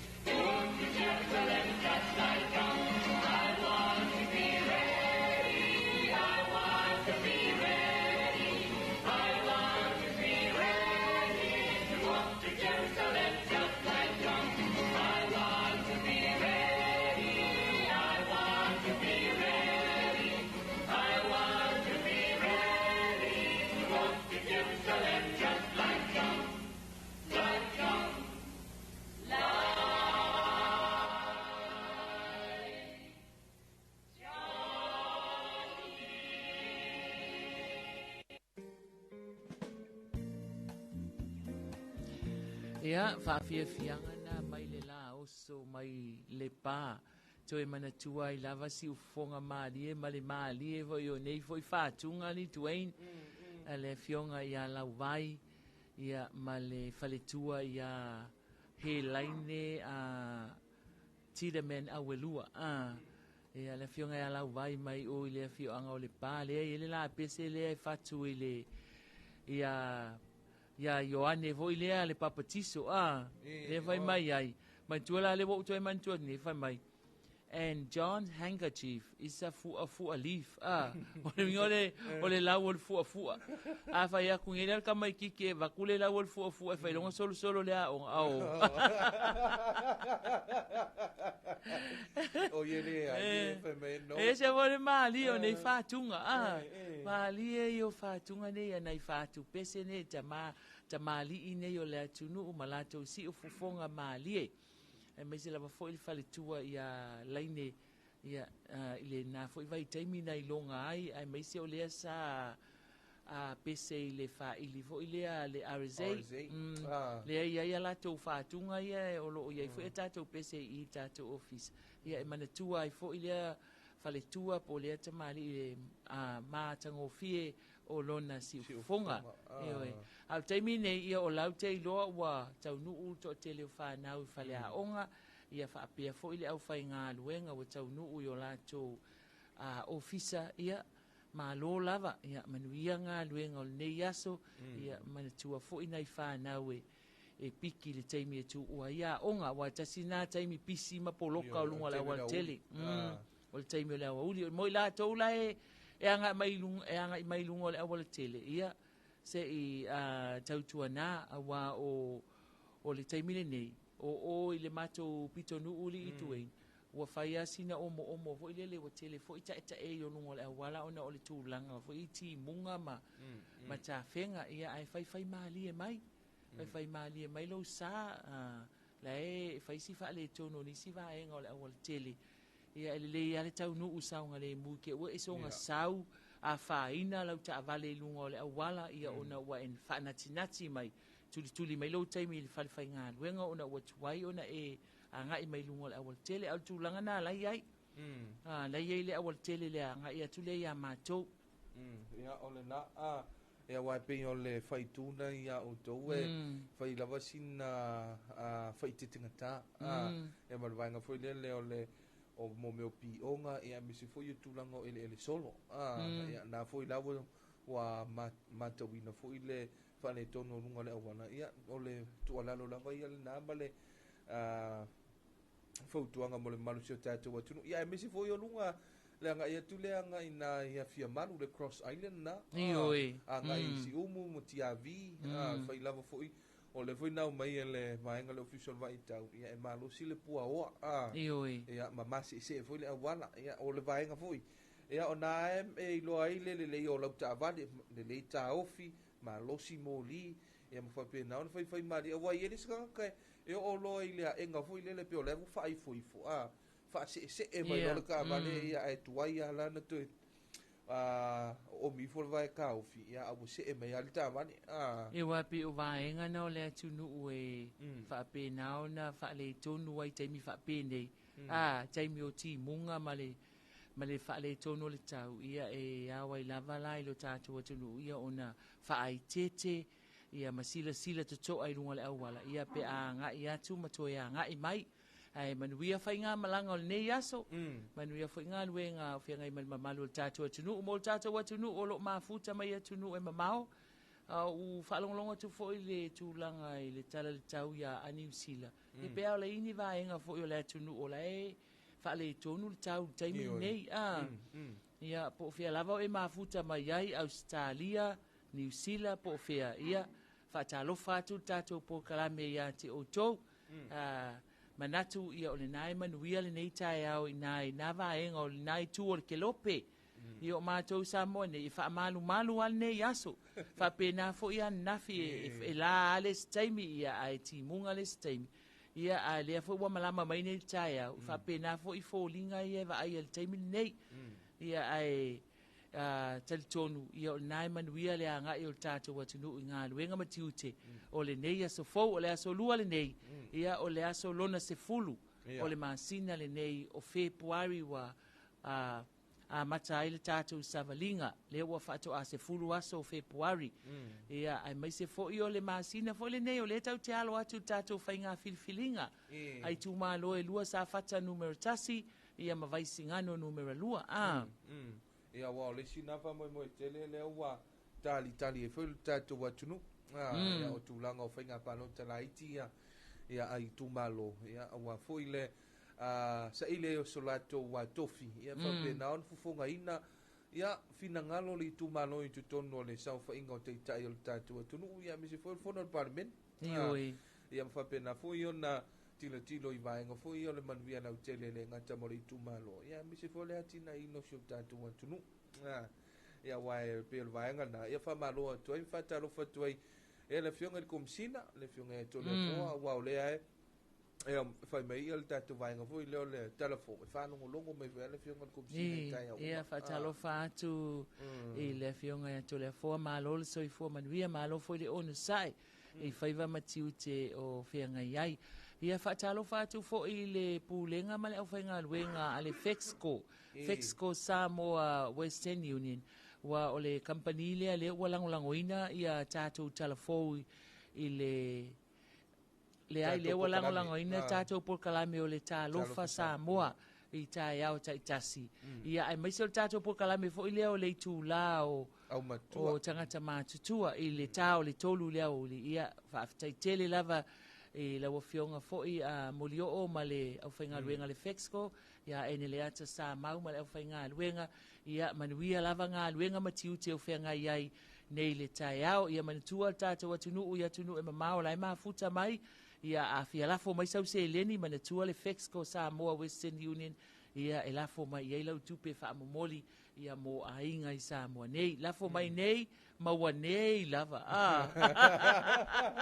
lafo mai nei tu lo le kiu o le ale temi wa isi me venga le o le ale temi o le aso la ia e lafo mai nei maua nei o le fa kwa kai au i Australia le wa makanga o ulika ko wa lafo mai ngeve mai o le wa luma le kisia le wa luma ke ngere e ke ia va enga la o ka kangi le messenger fa mai va ai ko kasi algo mela le pe ia le se le wa fiu ke nge ka ko le se mfainga ko li fa ko fa sa o mai fa mon ia malo lava malo ile pulenga mala ufainga luenga le Fexco Samoa ia mo le lango sua le tatou por kalame le nei o le Talofa Samoa i tai au taitasi me le aso ngafua i le aso fareile o vai aso taitasi ia a fai o le naua e tau nuu falfainga luenga a fai o inu au fuala au ia manatua la ia e te taua o na faisau mea tau sami le tai au tau na inu sauti ia ma inu lola ia leo lau fuala au io e wha mua lau soi fua malolo ina aua te nau tele te taunuu lo le ofisa ia fai angi lea mea fai ane lea galuega ia ai muamua lava ona e silasila i lou soifua malōlōina ia o le fautuaga na i lenei taeao ne faamanatu atu iā te oe lenā ua e vevesi a le faigaoau galuega po ona foʻi e te itonu o lou maota ma lou laua po o lau taavale foʻi ai ua galo ai iā te oe ia le tulaga e ave iai lau faamuamua le taeao ave i au fualaau ia manuia lenei aso ia mai tatonu foʻi tuaini ia o le tatou faasoa na lenei taeao manuia tele lenei aso Samoa i le feagai ai ma tiu te magaluega fanau foʻi ia oaʻoga manuia foʻi ia i latou o loo mafuta mai i aiga ia ae maise o nai matua matutua o loo tuʻi mai le mulipapaga ia a o alo faiva ia lo tatou atunuu i galuega ma tiute ma faiva o lenei foʻi asolua lona se fulu o Februari le atunuu i fafo ia manuia outou galuega ia ma lavasiga eseese o le afeaga ia ma Samoa lenei aso manuia le faaauauina o tiute Dwayne ia faasoifua ia mo lenei taeao ia faafetai mau i o lenā pei ona taualuga mai foʻi e le tofai a mausisi na utumose ia le tatou faasoa i lenei taeao i oe ia mamatou e foʻi le fautuaga i le mamalu siu tatou atunuu ia famanuia foʻi le atua i lautou famaui ia i le peagai e foʻi ma galuega o lenei aso lea ua toe 5 minute ona taleo le ituna iva taleiva tatou tala ma le leitio faavao malo a niusila manuia tele lenei aso i lo tatou atunuu